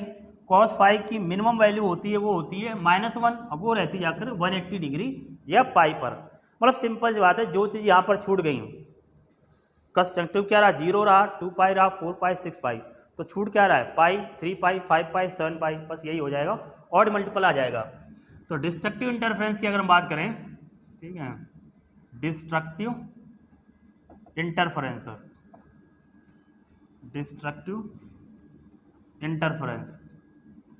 तो डिस्ट्रक्टिव इंटरफेरेंस के लिए जो एम्पलीट्यूड रहेगा मिनिमम रहेगा, मतलब cos फाई की वैल्यू मिनिमम रहेगी, मिनिमम होती है -1, तो फाई की वैल्यू ये कितनी होती है 180 डिग्री, 180 को रेडियन बोला जाता है पाई।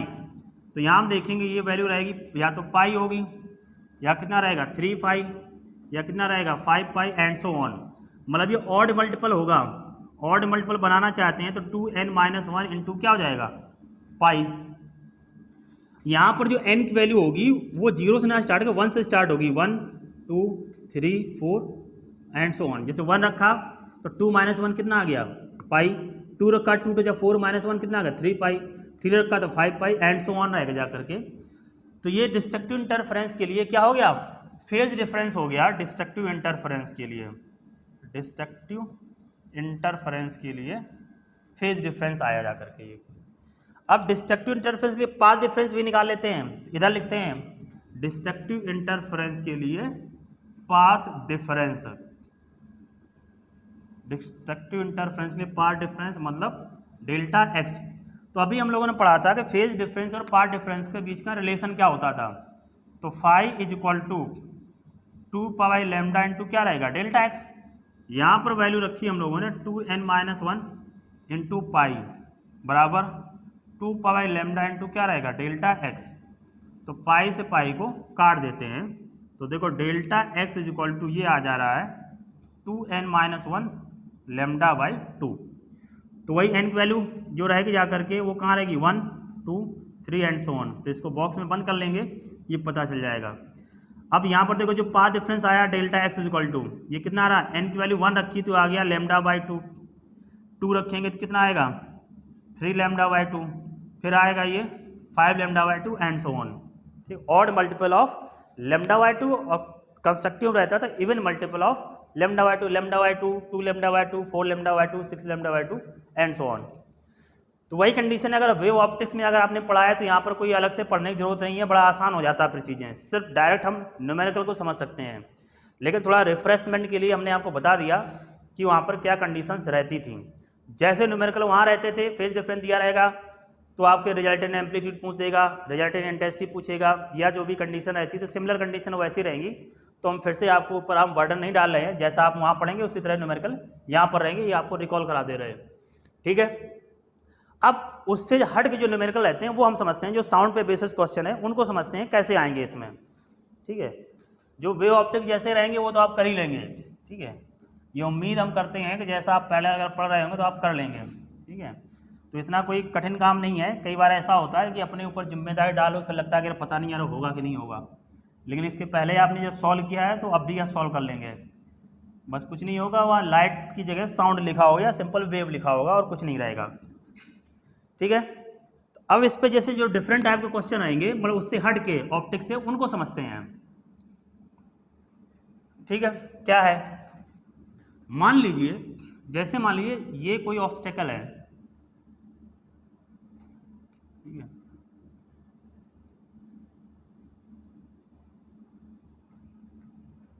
ठीक है, ये ऑब्स्टेकल है, यहाँ पर कोई सोर्स है और यहाँ पर कोई डिटेक्टर है जो साउंड को डिटेक्ट कर रहा है।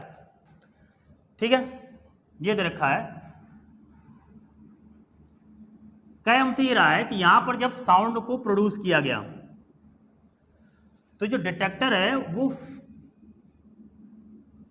फर्स्ट यहाँ पर मिनिमम ऑब्जर्व करता है। ठीक, फर्स्ट मिनिमम ऑब्जर्व करता है। तो बताइए इस सेमी सर्कुलर पोर्शन की रेडियस क्या रही होगी। We have to find out radius of this section. Question समझेंगे, ये इस तरह के सेमी सर्कुलर कोई एक ऐसे ऑब्स्टेकल दे रखा है। ठीक, इसके एक सिरे पर यहाँ पर सोर्स है, साउंड जनरेट हुई, दूसरे सिरे पर कोई डिटेक्टर है साउंड को डिटेक्ट कर रहा है। तो वहाँ पर ये फर्स्ट मिनिमा को ऑब्जर्व करता है, मतलब डिस्ट्रक्टिव इंटरफेरेंस हो रहा है। कौन सा, फर्स्ट। तो कह रहा है इसकी रेडियस बताइए क्या होगी। तो अब देखिए, अब इसमें जैसे हम सोचें क्वेश्चन को अप्रोच कैसे करें, तो इतना हमने इस क्वेश्चन में लिखा रहेगा कि destructive interference observe at the D, मतलब ये लिख दिया, या first minima observe at the D, उसको सुनाई दिया फर्स्ट मिनिमा। अब याद करिए यहाँ पर देखो फेज डिफरेंस को कंसीडर करें या पाथ डिफरेंस को कंसीडर करें। भाई अगर फेज डिफरेंस को कंसीडर करते हैं तो 2n - 1 पाई आएगा, मतलब वही पाई 3 पाई 5 पाई। अगर पाथ डिफरेंस को कंसीडर करते हैं तो क्या आएगा लैम्डा बाई 2। फर्स्ट कितना आता था लैम्डा बाई 2, फिर रहता था 3 लैम्डा बाई 2, 5 लैम्डा बाई 2। अच्छा, अब यहाँ समझते हैं क्या हम इसको कर सकते हैं। देखिए यहाँ से जब साउंड चलेगी, एक तो देखो सीधे चली जाएगी ऐसे, ठीक है, और दूसरी क्या होगा, साउंड यहाँ से ऐसे जाएगी, तो ये सुपर इम्पोज करेंगी ना। अगर ये डिस्ट्रक्टिव इंटरफेरेंस हो रहा होगा तभी यहाँ उसको मिनिमा सुनाई देगा। मतलब यहाँ पर इसके वेव, साउंड वेव के जाने के दो रास्ते हैं। ठीक है। एक तो देखो सीधे गया, सीधे गया तो क्या हो गया इसका डायमीटर, डायमीटर के बराबर इसने पकड़ा जा करके 2r डिस्टेंस ये, ठीक है 2r।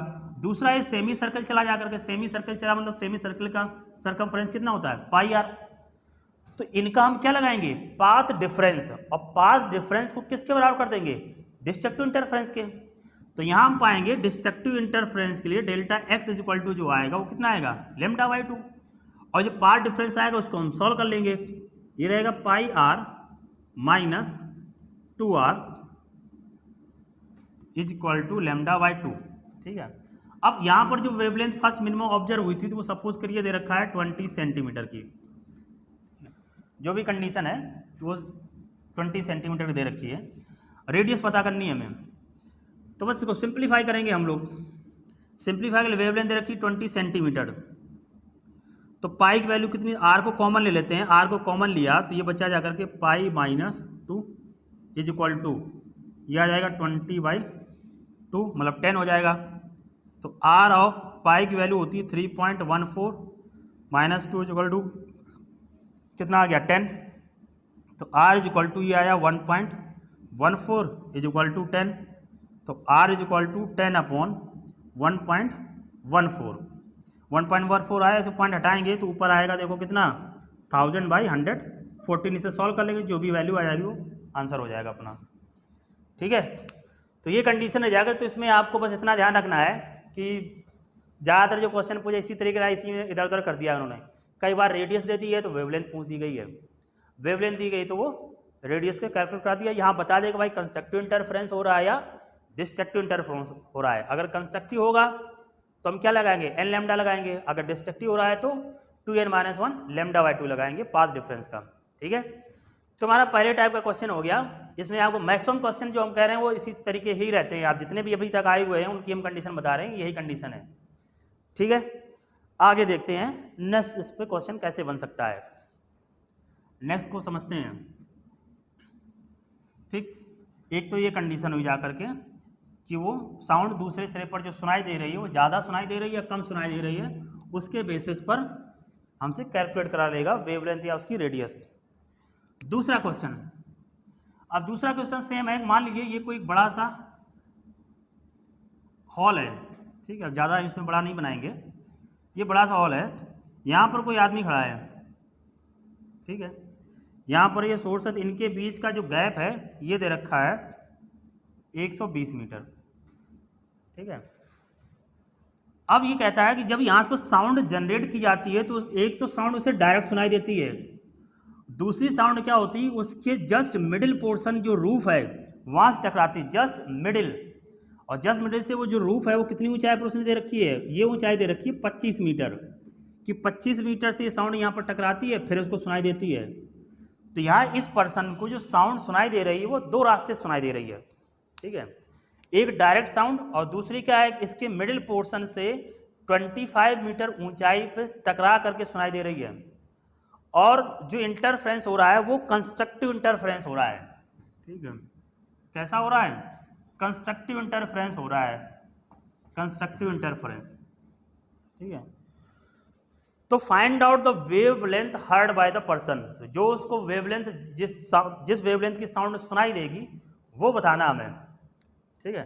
क्वेश्चन को समझेंगे, क्वेश्चन में कह रहा है कि कोई बिग हॉल है, बिग रूम है, तो उसमें क्या होगा कि पर्सन दूसरे कॉर्नर पे खड़ा है, उसके एक कॉर्नर से साउंड जनरेट की जाती है, तो साउंड उसको एक तो डायरेक्ट साउंड सुनाई देती है, दूसरी क्या होती है कि जो 25 मीटर ऊंचाई पर जो रूफ है उससे टकरा के सुनाई देती है, and sound interference constructively, constructive interference हो रहा है। Then find out the wavelength of sound heard by the person, तो जो साउंड है वो किस वेवलेंथ की सुनाई दे रही है ये बताना है हमें, ठीक है। तो क्या करेंगे, कंस्ट्रक्टिव इंटरफेरेंस हो गया तो इतना तो हमें पता चल गया जाकर के जो डेल्टा एक्स होगा जाकर के वो क्या रहेगा एन लेमडा। हमारा काम क्या होगा, अब ये तो उसने बोला नहीं कि फर्स्ट सेकेंड थर्ड, इस बात को ध्यान रखेंगे, जो ऑप्शन जो इसमें बनते हैं जाकर के वो रेंज में बन जाएंगे। जैसे इसके पहले क्वेश्चन कहा था हमने बोल दिया था फर्स्ट मिनिमम, तो एन की वैल्यू 1 हो गई थी, यहाँ ऐसा कुछ नहीं कहा है कि फर्स्ट है कि सेकेंड है, तो जो भी एन की वैल्यू रहेंगी उनको हम रखेंगे। पार्ट डिफरेंस निकालते हैं, तो ये तो है 120, अब ये वैल्यू इस रास्ते की निकाल लें हम, जैसे यहाँ पर हमने निकाला था ना, ये तो देखो ऐसे सीधे चला गया था, ठीक है, और दूसरा ऐसे आया था तो हमने क्या किया था कि ये वाली जो वैल्यू थी ये कितनी थी, पाई आर में से ये 2r हमने माइनस किया था। तो अब ये वैल्यू हमें कैलकुलेट करनी पड़ेगी। तो कैसे करेंगे, ये आधे पे है, मिडिल पे है, तो ये वैल्यू हो गई कितनी 60, ये कितना है 25, इसका स्क्वायर क्या करेंगे हम जोड़ देंगे। तो जोड़ते हैं, ये वैल्यू निकालते हैं हम इसको, तो इसको अगर हम जोड़ देंगे तो 60 का स्क्वायर कितना आएगा 3600, 25 का स्क्वायर कितना आएगा 625। जोड़ते हैं, इधर 5 आया 2 आया 6 6 12 हो गया, और इधर कितना आ गया ये पूछा जा करके, ठीक है 4225। तो एक चीज़ हमने बताई थी, अगर 5 का स्क्वायर पता करना बड़ा आसान काम होता था। देखो इतना तो तय बात होगी 60 से ज़्यादा होगा, ठीक है, और कितना आ रहा 5 आ रहा, लास्ट में 5 होगा। अगर देखो ये 65 है तो इसका अगर हम स्क्वायर करें तो हमने आपको बताया था 5 का स्क्वायर करिए कितना आ गया 25। अब 6 के आगे वाली संख्या कौन सी होगी 7, 7 कैसे मल्टीप्लाई किया कितना आ गया 42, तो वही आया ना। इसका भी किसका लिखा हुआ है 65 का लिखा हुआ है, ये स्क्वायर मतलब जो लिखा है किसका लिखना है, स्क्वायर रूट किसका है 65 का स्क्वायर करें तो 4225 रहेगा जा करके। ठीक, कैसे हमने पता किया 25 आया, मतलब बाद में क्या पढ़ा होगा 5 पढ़ा होगा तभी तो 25 आया है, बस 60 से ज़्यादा है तो 65 ही बना जा करके। तो ये वैल्यू देखी रही जाकर 65, ये भी कितनी रही जा करके 65। तो पूरी डिस्टेंस कितनी हो गई 130, और इधर कितनी है 120। तो पार्ट डिफरेंस की अगर बात करें तो 160 माइनस 120 इज इक्वल टू कितना हुआ जा करके एन लेमडा। तो ये कितना आ गया 10 is equal to N lambda, और निकालना हमें क्या है लेमडा। तो यहाँ देखिए लेमडा इज इक्वल टू आ रहा 10/n, और n की वैल्यू हम अगर 0 तो रख नहीं सकते हैं, है कि नहीं है, तो 1 से रखें हम।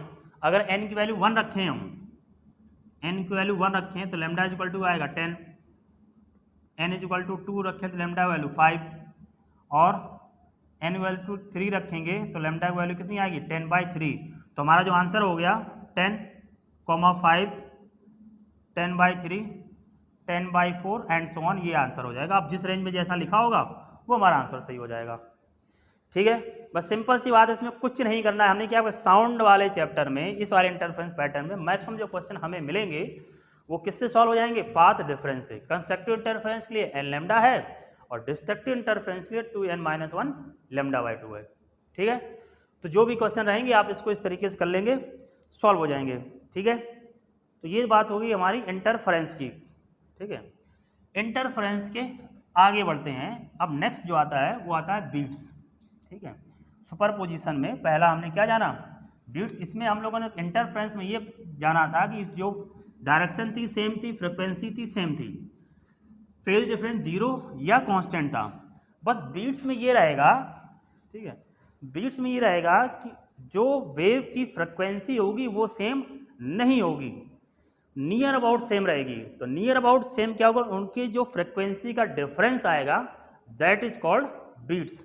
ठीक है, तो हम यहाँ पर लास्ट हमारा इसमें टॉपिक है बीट्स। तो यहाँ पर ये कहा गया बीट्स, तो डिफरेंस ऑफ फ्रिक्वेंसी, जब वेव यहाँ पर क्या रहेगा डिफरेंस ऑफ फ्रिक्वेंसी को बीट्स बोलते हैं, डिफरेंस ऑफ फ्रिक्वेंसी। तो जो दो वेव होंगी उनकी फ्रिक्वेंसी सेम नहीं रहेगी।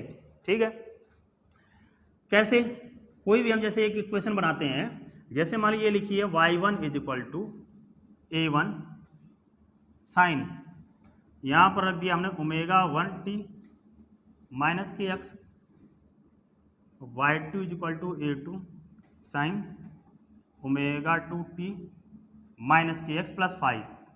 कोई फेज डिफरेंस उनके बीच में है जो कांस्टेंट है। तो देखिए इंटरफेरेंस में हमने क्या किया था कि जो ओमेगा की वैल्यू थी सेम थी, यहाँ पर ओमेगा की वैल्यू सेम नहीं है, तो इनका जो डिफरेंस ऑफ फ्रिक्वेंसी आएगा वही क्या कहलाएगा बीट्स। तो यहाँ देखो delta omega is equal to ω1 minus ω2, delta omega मतलब 2 पाई डेल्टा n, तो ये इधर हो जाएगा 2 पाई n1 माइनस 2 पाई n2, 2 पाई कॉमन लेके काट देंगे हम लोग। तो देखो डिफरेंस ऑन फ्रिक्वेंसी जो पहुंचा जाकर को n1 माइनस n2, ये रहा डिफरेंस ऑफ फ्रिक्वेंसी। तो क्या यही कहलाएगा beats, it is called beats. ये ध्यान रखना है आपको। तो अगर हम बीट्स वाली प्रॉब्लम अगर कहीं करेंगे तो उसमें हम क्या करेंगे डिफरेंस ऑफ फ्रिक्वेंसी करेंगे। बीट फ्रिक्वेंसी मतलब होता है नंबर ऑफ बीट पर सेकेंड, बीट फ्रिक्वेंसी की अगर हम बात करें, यहां पर लिख रहा हूं मैं beat frequency, beat frequency, beat frequency मतलब हुआ number of beats per second, number of beats per second, number of beats per second, beat frequency. जैसे जब इको पढ़ रहे तो वहां पर बोला गया था दो साउंड के बीच अंतर कितना आना चाहिए, 1/10 सेकेंड, मतलब एक सेकेंड में हमें कितने साउंड सुना जाए, 10, तो हम सुन सकते हैं ना। अब एक सेकेंड में अगर 10 से ज़्यादा हो गई तो फिर हमें क्या होगा, अलग अलग हम डिस्टिंग्विश नहीं कर सकते हैं। जैसे कई बार ऐसा होता है ना, मतलब जैसे कोई ड्रम बजा रहा है तो पहले एक बार ऐसे ठोका, खूब सुनाई देगा आपको, फिर दूसरी बार ऐसे ठोका, खूब सुनाई देगा, लेकिन कई बार बिल्कुल जल्दी जल्दी कर दे तो हमें क्या होता है कि अलग अलग सुनाई नहीं देता, फिर एक जैसा लगता है पूरा वो। तो पर सेकेंड अगर नंबर ऑफ बीट्स 10 से ज़्यादा हो गई तो हमें वो साउंड होगी वो मोनोटोनस सुनाई देगी। अगर 10 से कम है तो फिर हमें वो साउंड होगी वो अलग अलग सुनाई देगी। वही कॉन्सेप्ट जो हमने इको में पढ़ा, बस वही कॉन्सेप्ट यहाँ पर भी है। तो नंबर ऑफ बीट्स पढ़ा। अब मेन बात तो इसमें इतना ज़्यादा तो पूछा नहीं जाता है, जो पूछा जाता है वो रहता है इसके न्यूमेरिकल्स। तो न्यूमेरिकल्स क्या रहते हैं, हम डायरेक्ट उसी पे आते हैं, ठीक है। तो यहाँ पर जो न्यूमेरिकल्स की हम बात करें तो यहाँ पर रहता है ट्यूनिंग फॉर्क, ठीक है। ट्यूनिंग फॉर्क अगर आपने एक्सपेरिमेंट परफॉर्म किया होगा हाई स्कूल या इंटर में तो आपने फिजिक्स की लैब में देखा होगा, नहीं देखा है तो बिल्कुल वैसे ही रहता है, जो साइकिल जैसे ब्रेक रहता है ना उसी तरीके से बना रहता है, इस तरीके से ऐसे ये होता है tuning fork, tuning fork, fork है ट्यून करता है इसलिए ट्यूनिंग कर दिया, ट्यूनिंग फॉर्क। अब देखिए ये इसके प्रोंग्स हैं, ठीक है, जो सिरे हैं इनका ये कुछ नॉमेनक्लेचर है वो आप समझ लीजिए। ये हैं प्रोंग्स और ये इसका स्टेम है। प्रोंग्स में जो साउंड जनरेट होती हैं वो ट्रांसफर्स होती हैं, ये आप ध्यान रखेंगे। जो वेव आएंगी कैसी आएंगी, ट्रांसफर्स, और स्टेम में कैसी आएंगी, लॉन्गिट्यूडनल, ठीक है भाई। इसको जैसे हम साउंड करेंगे बजाएंगे जब तो इस तरीके से ऐसे बजाया जाता है, ऐसे बजाएंगे तो ये कैसे होंगे, इस तरह ऐसे वाइब्रेट करेंगे ना इस तरीके से, तो कैसे हो गया ट्रांसफर्स, ठीक है। लेंथ के इसकी लेंथ ऐसी है, वाइब्रेट कैसे कर रहे हैं, परपेंडिकुलर, तो आ गया ट्रांसफर्स हो गया। और इसमें इस तरीके से ऐसे आगे बढ़ेंगे, ये ऐसे रहेगा जाकर तो ये कैसा होगा, लॉन्गिट्यूडनल आएगा स्टेम में। तो ट्यूनिंग फॉर्क के जो इसमें प्रोंग्स रहेंगे उसमें ट्रांसफर वेव जनरेट होगी और स्टेम में कैसी आएगी, लॉन्गिट्यूडनल वेव जनरेट होगी, ठीक है। अब जो न्यूमेरिकल रहते हैं उनको समझते हैं। अच्छा एक चीज और यहां पर लिखी रहेगी, अगर जैसे लिखा है वैक्सिंग और लिखा रहेगा वैनिंग, वैक्सिंग का मतलब होता है कि वो घट रही फ्रिक्वेंसी, वैनिंग का मतलब क्या होता है, फ्रिक्वेंसी बढ़ रही है, ये फ्रिक्वेंसी का डिक्रीज बताता है। और ये क्या बताता है, फ्रिक्वेंसी इसमें क्या हो रहेगी, इंक्रीज कर रहेगी। तो वैनिंग, फाइलिंग, तो फाइलिंग करते हैं मतलब उसकी हम अगर उसको पतला कर दें तो उसकी फ्रिक्वेंसी, अगर इसको हम इसके स्टेम इसके प्रोंग्स को पतला कर दें तो फ्रिक्वेंसी क्या होगी, बढ़ जाएगी, ठीक है। अगर हम इसको वैक्सिंग कर देंगे, अगर इसके ऊपर वैक्स लगा दें तो फ्रिक्वेंसी इसकी घट जाएगी, तो ये कंडीशन रहेगी जाकर के। तो एक्चुअली में इसका रहता है जाकर जो फ्रिक्वेंसी फॉर्मूला ये डिपेंड करता है जाकर के L/d² वेलोसिटी ऑफ साउंड यहाँ पर रहेगी जाकर के। तो यहाँ पर ऐसे कह सकते हैं, जो देखो फ्रिक्वेंसी आई ये length of tuning fork, diameter of the tuning fork, और सॉलिड में जो साउंड की वो आती थी इलास्टिसिटी अपॉन डेंसिटी, ये रहता था सॉलिड में साउंड की वेलोसिटी। तो जितना उसकी जो थिकनेस है, डायमीटर है, अगर ज़्यादा होगा तो फ्रिक्वेंसी क्या होगी, कम होगी। इसीलिए क्या फाइलिंग कर में उसको पतला कर दिया गया, अगर पतला कर देंगे डायमीटर क्या होगा, घट जाएगा, डायमीटर घट जाएगा, फ्रिक्वेंसी क्या होगी, बढ़ जाएगी। तो इस फॉर्मूला ध्यान रखना, लेंथ के डायरेक्टली प्रोपोर्शनल, जितनी ज़्यादा लेंथ रहेगी फ्रिक्वेंसी उसकी उतनी ही ज़्यादा रहेगी, ठीक है। तो ये कंडीशन हमने जानी ट्यूनिंग फॉर्क की। वैक्सिंग का मतलब क्या होगा, फ्रिक्वेंसी घटाए, वैनिंग मतलब फ्रिक्वेंसी बढ़ना, वैनिंग मतलब यहाँ पर लिखा होगा फाइलिंग, फाइलिंग मतलब उसको पतला कर देंगे, डायमीटर को हम थिन कर देंगे, थिन करने से क्या होगा, जाकर उसकी फ्रिक्वेंसी बढ़ जाएगी। ये कॉन्सेप्ट है। अब जो इस पर न्यूमेरिकल रहते हैं उसको हम समझेंगे। न्यूमेरिकल को समझने से पहले एक चीज़ मैं आपको अच्छे से बता दे रहा हूँ, इस तरीके के जो क्वेश्चन आते हैं ट्यूनिंग फॉर्क से रिलेटेड जो बीट्स में, वो क्या होते हैं, सिंपल सा कॉन्सेप्चुअल होते हैं। आप इसमें अगर कुछ भी अगर एक्स्ट्रा कॉन्सेप्ट लगाएंगे तो आप गलत कर देंगे। बहुत ज़्यादा कठिन नहीं होते हैं, बिल्कुल आसान होते हैं। जैसा कह रहा है बस वैसे ही आपको ध्यान रखना होता है। बाद में हम एक कॉन्सेप्ट बनाएंगे जनरल सा, उसको आप समझ लेंगे क्या हो सकता है। कैसे? एक पहले न्यूमेरिकल समझते हैं, ठीक है। मान लीजिए ये एक ट्यूनिंग फॉर्क है ए, ठीक है। इसकी जो फ्रिक्वेंसी दे रखी है 256 हर्ट्ज। ये दूसरा ट्यूनिंग फॉर्क है बी, ये अननोन है, इसकी फ्रिक्वेंसी हमें नहीं पता है, ठीक। कहता है कि नॉन ट्यूनिंग फॉर्क को अननोन ट्यूनिंग फॉर्क सा साउंड किया जाता है, बजाया जाता है।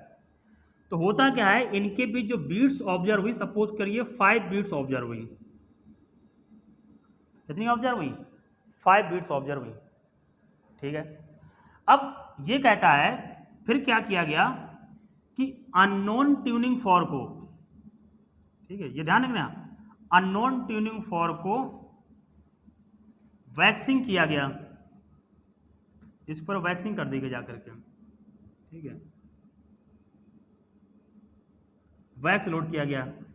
तब होता क्या है कि तब भी हमें जो बीट सुनाई दे रही हैं वो 5 बीट्स ही सुनाई दे रही हैं। तो इसकी फ्रिक्वेंसी क्या होगी ये बताइए। अननोन ट्यूनिंग फॉर्क की फ्रिक्वेंसी क्या रहेगी ये बताओ, ठीक है। करते हैं, देखिए पहले स्टेप में देखते हैं। देखो जब इस नॉन ट्यूनिंग फॉर्क को अननोन ट्यूनिंग फॉर्क जब साउंड किया गया है तो इनके बीच अंतर कितना आ रहा है? 5। अब 5 का अंतर देखिए कब आ सकता है, इसको अगर हम फ्रिक्वेंसी हम बी की देखें तो इसकी जो फ्रिक्वेंसी हो सकती है 256 प्लस माइनस 5। 256 प्लस माइनस 5, या तो इससे 5 ज़्यादा है तो 5 कम, तो 5 ज़्यादा करें कितना आएगा 261, और 5 कम करें कितना आएगा 251। ये हो सकता है ना भाई। इसकी जो फ्रिक्वेंसी होगी या तो रहे कितनी रहे 261 या कितनी रहेगी 251। ये हुआ जा करके, ठीक है। अब अगले स्टेप में पढ़ते हैं। अगले स्टेप में क्या आ गया कि इस अननोन के ऊपर वैक्स लोड कर दिया गया, वैक्सिंग कर दी गई। हमें पता है कि वैक्स लोडिंग करने से फ्रिक्वेंसी क्या होगी, घटेगी, ठीक है, लेकिन बीट्स उतनी सुनाई देंगी। अब फ्रिक्वेंसी घटेगी तो हमें पता चला बी की फ्रिक्वेंसी या तो 261 होगी या तो कितनी होगी 251 251 होगी। अब जैसे वैक्स लोड करेंगे ये वैल्यू घटेगी। घटने का मतलब क्या, जैसे 260 हो गया, ये कितना हो गया 250 हो गया, या इससे और कम हो गया, लेकिन अंतर जो आ रहा है वो कितना आ रहा है 5 आ रहा है। तो अब हम दोनों को देखते हैं। पहले हम मान चलते हैं, सपोज करिए ये नॉन का है और ये कितना है 261 का।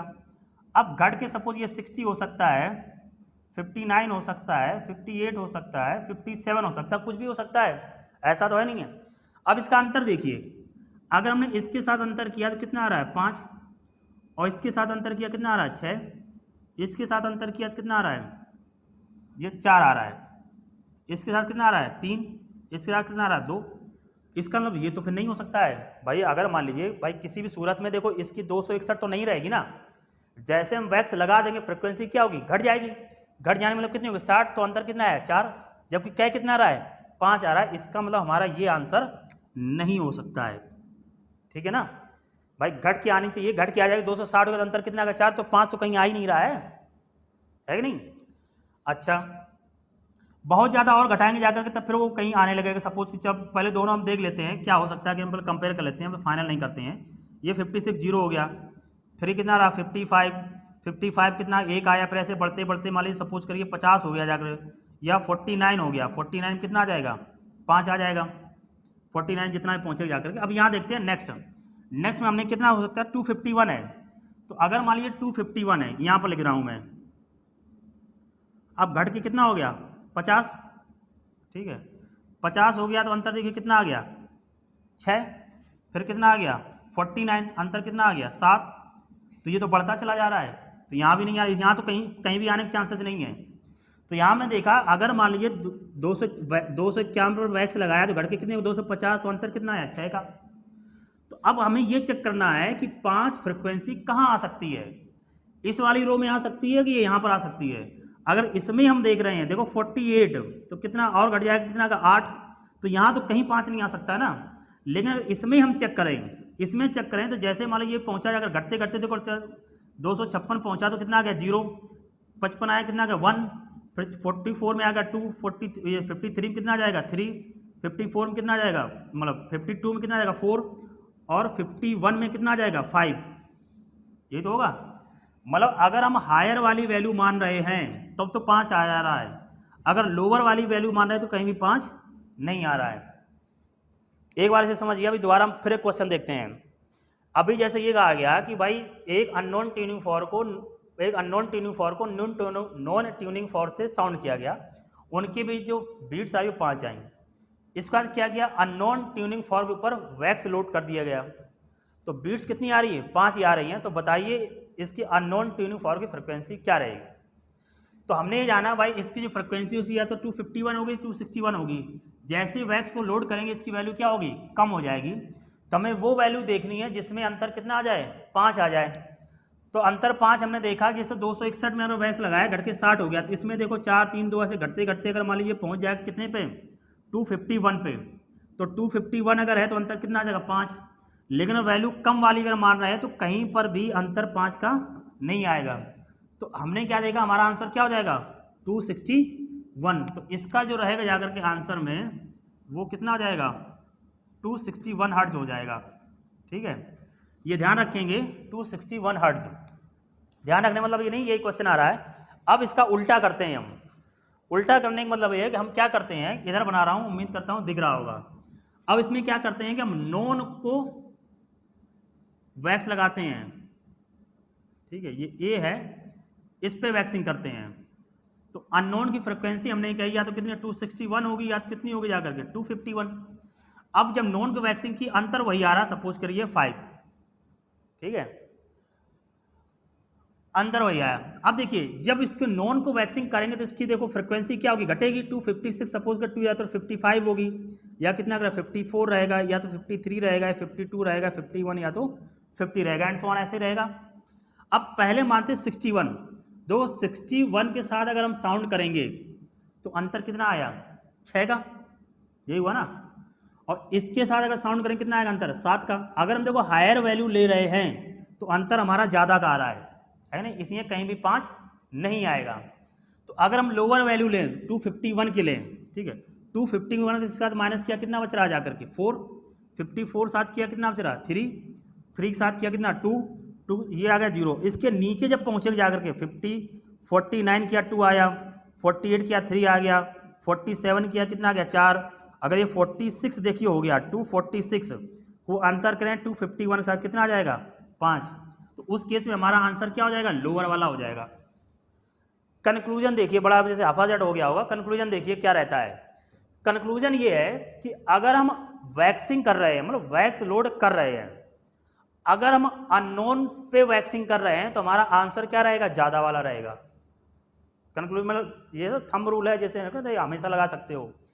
अगर हम वैक्स लोडिंग कर रहे हैं किस पे अननोन पे तो हमारा आंसर क्या रहेगा हायर वाला रहेगा। भाई इसमें माइनस करेंगे, एक कम वाली वैल्यू रहेगी ज़्यादा वाली रहेगी। तो हमारा अगर अननोन पे कर रहे हैं तो आंसर कौन सा आया हायर वैल्यू। अगर हम नोन पे कर रहे हैं तो कौन सा हो गया लोअर वैल्यू होगी जाकर के। बस इतना कंक्लूजन है।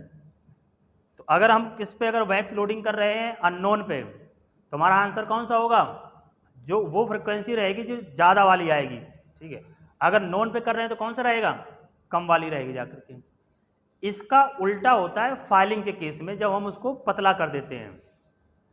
ठीक है, उसको भी हम क्वेश्चन एक सॉल्व करके उसको भी देखते हैं। अभी यहाँ पर याद रखिए, अगर हम अननोन के ऊपर वैक्स लोडिंग कर रहे हैं तो आंसर क्या आ रहा है ज़्यादा वाला आ रहा है, और नॉन के ऊपर करें तो आंसर कौन सा आ रहा है कम वाला आ रहा है। ठीक, अब हम बात करते हैं अगर हम इसको फाइलिंग करें। ठीक है, तो इस तरीके के क्वेश्चन आपको दे रखे होंगे, प्रीवियस ईयर सेक्शन में बहुत पूछे गए हैं। तो एक बार उसको डिफरेंस करके आप समझ लेंगे जो अंतर कहाँ आ सकता है और कहाँ नहीं आ सकता है। बाकी इसका कोई रूल नहीं है ना कोई फॉर्मूला है, सिर्फ आपको इमेजिन करना पड़ेगा डिफरेंस देख करके कि कौन सा सही हो सकता है। बाकी हमने थंब रूल बता दिया कि अगर अननोन पे वैक्स लोडिंग कर रहे हैं तो हायर वाला रहेगा और नॉन पे कर रहे हैं तो वो लोअर वाला रहेगा। बस इतनी बात हुई। अब हम बात करते हैं अगर हम फाइलिंग करें इस पर, अगर मान लीजिए वैक्स लोडिंग वैक्सिंग की कंडीशन हो गई। अब हम बात करते हैं फाइलिंग की, मतलब उसको हम थिन करें तब क्या होगा। ठीक है, तो देखते हैं थिन करने पे हमारा क्या आंसर हो सकता है। ठीक है, दो ट्यूनिंग फॉर्क लेते हैं, उनको हम थिनिंग करके देखते हैं क्या रह सकता है। ठीक है, नेक्स्ट देखते हैं। तो एक मान लीजिए ट्यूनिंग फॉर्क है, इधर बनाता हूँ, थोड़ा स्पेस मिले ताकि दोनों बार एक साथ हो सके, ठीक है। तो ये मान लीजिए ट्यूनिंग फॉर्क है, ये नोन है, इसको ए उसी तरह मानते हैं, सपोज कि वही वैल्यू लेते हैं तो थोड़ा समझने में आसानी रहेगी। 250 हर्ट्ज, ये बी है, ये अननोन है। अननोन है, मान लीजिए इनके बीच जो वैल्यू आई अंतर वही रखते हैं, थोड़ा कंपेयर करने में आसान आएगा। 5 बिट सुनाई दी जा करके, तो 5 बिट सुनाई दी, इसकी फ्रिक्वेंसी क्या हो सकती है 256 प्लस माइनस 5, तो प्लस माइनस 5 बात करें या तो देखो हो सकता है 261 या कितना हो सकता है 251, यही हो सकता है। अब पहली कंडीशन हम ये कह रहे हैं कि मान लीजिए अननोन की फाइलिंग कर दी जाए, अननोन की फाइलिंग कर दी जा रही है और ये नोन है, ये बी है, इसकी वैल्यू 256 है, अननोन की फाइलिंग कर दी जा रही है, तो इसकी फ्रिक्वेंसी क्या होगी अगर इनके बीच बीट फ्रिक्वेंसी वही बनी हुई है 5 ही बनी हुई है, ठीक है।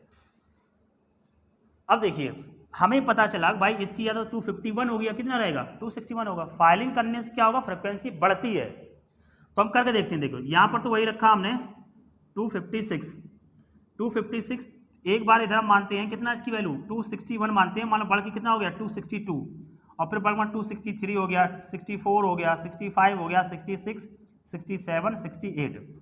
इनको माइनस करेंगे देखो कितना आएगा 6, इधर माने क्या 7, इधर माइनस क्या कितना 8, तो देखो 5 तो कहीं आ ही नहीं रहा है कि नहीं ना, तो हमारा देखो हायर वाला नहीं हो सकता है, तो देखो उल्टा हो गया ना, वैक्स करने में हमारा आंसर कौन सा आ रहा था हायर वाला आ रहा था, तो यहाँ पर हायर वाला नहीं होगा।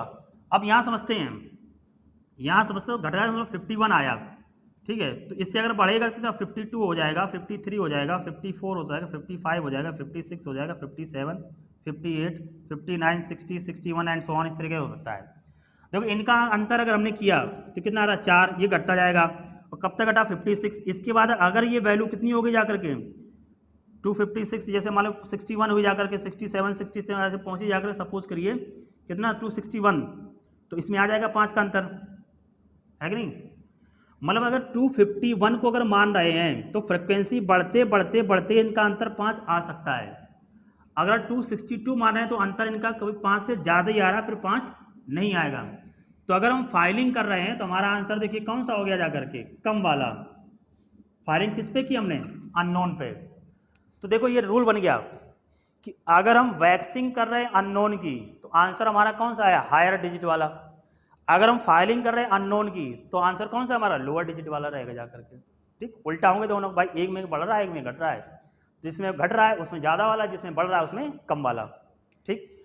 अब यहाँ देखिए, अब यहाँ पर क्या करें, अगर हम नोन की फाइलिंग कर दें, नोन की फाइलिंग कर रहे हैं और अननोन को वही रख रहे हैं, ठीक है, तो अननोन की तो फ्रिक्वेंसी देखो 261 रहेगी या कितना रहेगा 251 रहेगा। तो नोन की फाइलिंग अगर करेंगे हम तो इसकी फ्रिक्वेंसी बढ़ेगी 56 से सपोज करिए 56 थी, 57 हो गया, 58 हो गया, 59 हो गया, 60, 61, 62, 63, 64, 65 कुछ भी हो सकता है। अब अंतर में 5 लाना है, ठीक, वही 5 कह रहा है ना, अंतर 5 लाना है। तो देखिए अगर हम 51 के साथ माइनस करके देखें तो देखो 6 आया, तो 51 में देखो ये 6 ये 7 तो 5 कहीं नहीं आएगा, तो हमारा लोअर वाला नहीं हो सकता है। लेकिन अगर 61 के साथ माइनस करें हम तो 61 के साथ माइनस करें, देखो 61 अगर 65 से माइनस किया कितना आ गया 4, अगर 64 से माइनस किया 66 माइनस किया तो कितना आ जाएगा 5। इसका हमारा ये आंसर हो सकता है लोअर वाला। भाई फ्रिक्वेंसी बढ़ती जाएगी ना, अगर 51 ले रहे हैं तो कहीं भी नहीं आ रहा है, ठीक है, अगर 60 में ले रहे हैं तो आ रहा है। तो अगर नॉन की अगर फाइलिंग कर रहे हैं तो कौन सा आंसर रहेगा जाकर के हायर वाला रहेगा जाकर के। बस जो हमने वैक्सिंग में पढ़ा उसका उल्टा हो गया।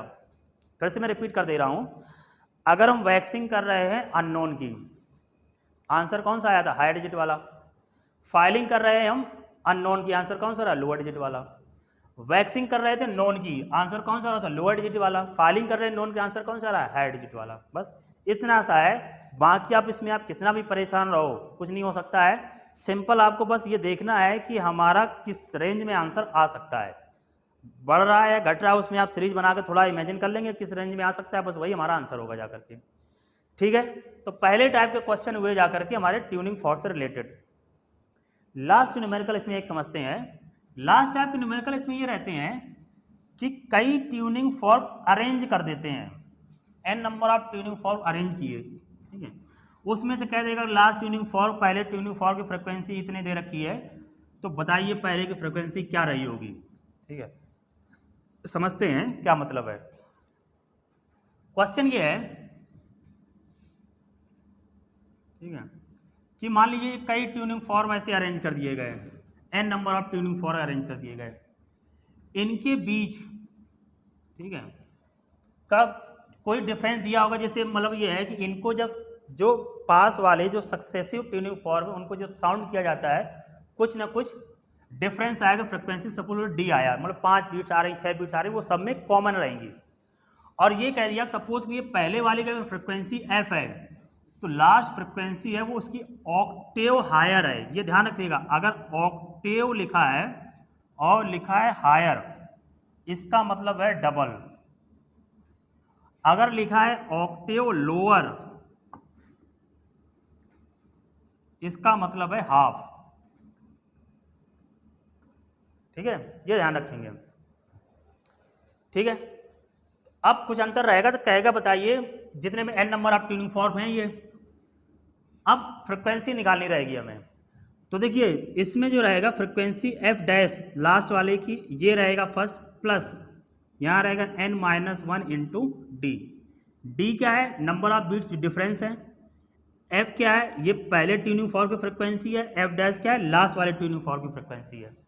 अगर उनको अरेंज किया है इंक्रीजिंग ऑर्डर में, arranged increasing order, increasing order लिख लेंगे अपने, उसमें मैं बोल दे रहा हूं।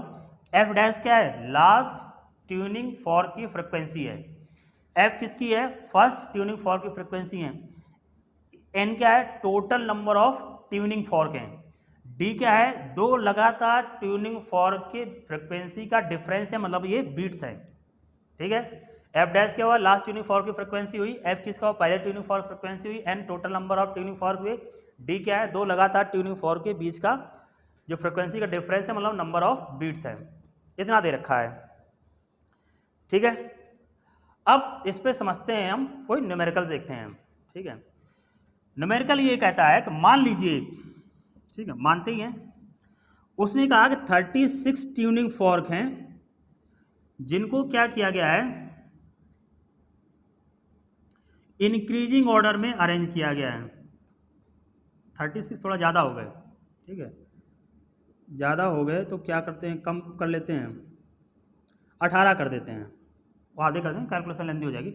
18 ट्यूनिंग फॉर्क इंक्रीजिंग ऑर्डर में अरेंज किए गए हैं, और लगातार दो ट्यूनिंग फॉर्क के बीच की जो फ्रिक्वेंसी का डिफरेंस आ रहा है जाकर के वो 3 आ रहा है। 18 tuning fork are arrange in increasing order, ठीक है, and the difference between two continuous tuning fork frequency is 3। If frequency of last tuning fork is octave higher than the first, जो लास्ट ट्यूनिंग फॉर्क है वो पहले tuning fork से कितना Octave higher है, मतलब कितनी है, डबल है। तो हम क्या बताना है, फर्स्ट ट्यूनिंग फॉर्क की फ्रिक्वेंसी बतानी है। We have to find out the frequency of first tuning fork. तो बस इसमें लगा देंगे, यहाँ हमें पता चले फॉर्मूला जो एफ डैश है वो कितना हो जा रहा है, 2f हो जा रहा है, और n की वैल्यू कितनी दे रखी है, 18, और डिफरेंस 3 दे रखा है, तो हमें f निकालना है। बस सॉल्व कर देंगे यहाँ पर। तो सॉल्व करेंगे तो f डैश जगह हमने लिख दिया जाकर के 2f, ये f plus n minus 1, n minus 1 मतलब 18 माइनस 1, इधर कितना हो गया, ये 3 हुआ जाकर के, 2f माइनस ये कितना हो जाकर f बना जाकर के, ये आ गया 17 इंटू 3। तो देखो पहले ट्यूनिंग फॉर्क जो फ्रिक्वेंसी आ गई वो कितनी आ गई, 51 हर्ट्ज, ठीक है। पहले ट्यूनिंग फॉर्क फ्रिक्वेंसी कितनी रही, 51 हर्ट्ज। अब जिसकी भी कहेगा उसको फिर हम निकाल लेंगे, ठीक है। ये कंडीशन रही जाकर के, पहले टाइप का क्वेश्चन ये रहा जाकर एफ डैश बराबर F plus N minus 1 into D हुआ जाकर के, ठीक है।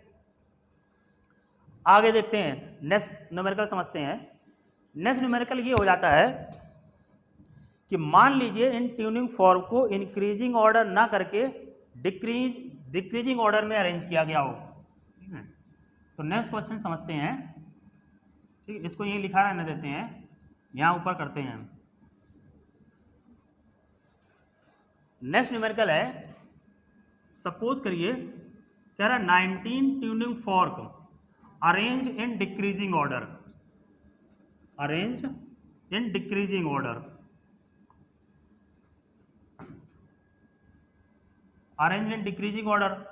और वही कहेगा जो लास्ट ट्यूनिंग फॉर्क है वो पहले ट्यूनिंग फॉर्क का ऑक्टेव लोअर है। लास्ट ट्यूनिंग फॉर्क मतलब जो एफ डैश है वो कितना है, f/2 है। या हम सिंपली यही मतलब हुआ ना, पहले का कितना हो गया, आधा हो गया, ऑक्टेव लोअर है। तो हमसे ये कह रहा है कि find frequency of 16 tuning fork, जो 16 नंबर का ट्यूनिंग फॉर्क है उसकी फ्रीक्वेंसी बताइए क्या होगी। 16 नंबर, 13 नंबर, 14, 15 कुछ भी कह देगा।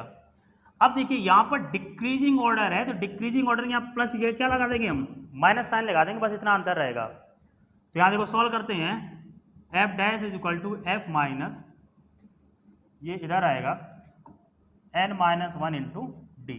अंतर वही मान लेते हैं, इनके बीच जो डिफरेंस आ रहा है वो 3 आ रहा है, ठीक है। तो इसको मान लेते हैं हम f, और पहला कितना हो जाएगा, डबल हो जाएगा, ठीक है। लास्ट वाले को f माना है तो लास्ट वाले का पहला कितना डबल हो गया ना, ऑक्टेव लोअर है तो लोअर अगर हम लास्ट वाले को f माने तो पहला कितना होगा, डबल होगा, लास्ट वाला पहले का आधा हो गया। माइनस टोटल दे रखी है 19 -1 इंटू 3, तो इसको जो हमने सिंप्लीफाई किया कितना आ गया, 54 आया। किसका, लास्ट वाले का आया। तो फर्स्ट का कितना हो जाएगा, डबल। तो जो फर्स्ट का आया तो फर्स्ट ट्यूनिंग फॉर्क, इसका डबल रहेगा तो कितना आ जाएगा, 108 हर्ट्ज। ये तो हुआ। ये लास्ट का एफ किसका माना था हमने, लास्ट का माना था, तो पहला कितना हुआ 108, लेकिन मैं निकाला कितने का है, 16 नंबर वाले का निकालना है। तो 16 नंबर बस यहाँ फॉर्मूला लगा देते हैं। तो ये 16 नंबर का निकालना है, ये हुआ जाकर के फर्स्ट, ठीक है, माइनस n-1 इंटू डी। तो पहला है 108 माइनस इसका हमें 16 करें, 16 -1 अंतर कितना है 3। तो इस 16 नंबर का देखेंगे, ये आ रहा है 108 माइनस 15, ये कितना आ जाएगा, पहुँचा कर 45। तो बस यहाँ पर माइनस कर दीजिए, 45, 8 में से 5 गया कितना बचा 3, यहाँ कितना 10, 6, ये पहुँचा जाकर के ना, ये हो गया जाकर के 16 नंबर का ट्यूनिंग फॉर्क, 63 हर्ट्ज। तो दोनों टाइप के क्वेश्चन हो गए, इंक्रीजिंग ऑर्डर या डिक्रीजिंग ऑर्डर, ठीक है। तो उसको हम लोग सिंप्लीफाई कर लेंगे। तो this is all about superposition of wave, जिसमें इंटरफ्रेंस जाना और बीट्स जाना। तो बीट्स से रिलेटेड जो भी क्वेश्चन थे ट्यूनिंग फॉर्क अरेंज से या नॉर्मल ट्यूनिंग फॉर्क से, वैक्सिंग और लोडिंग से। अब जो भी रहेगा एक बार प्रीवियस ईयर जो भी क्वेश्चन है उनको आप सॉल्व करके देख लेंगे, तो आपको एक बार इसको फिर से पढ़ लेंगे, समझ लेंगे, और जो भी क्वेश्चन आएंगे उनको देख लेंगे, सॉल्व कर लेंगे। कोई प्रॉब्लम रहती है आप पूछ लेंगे, ठीक है। Thank you. तो नेक्स्ट में मिलते हैं फिर।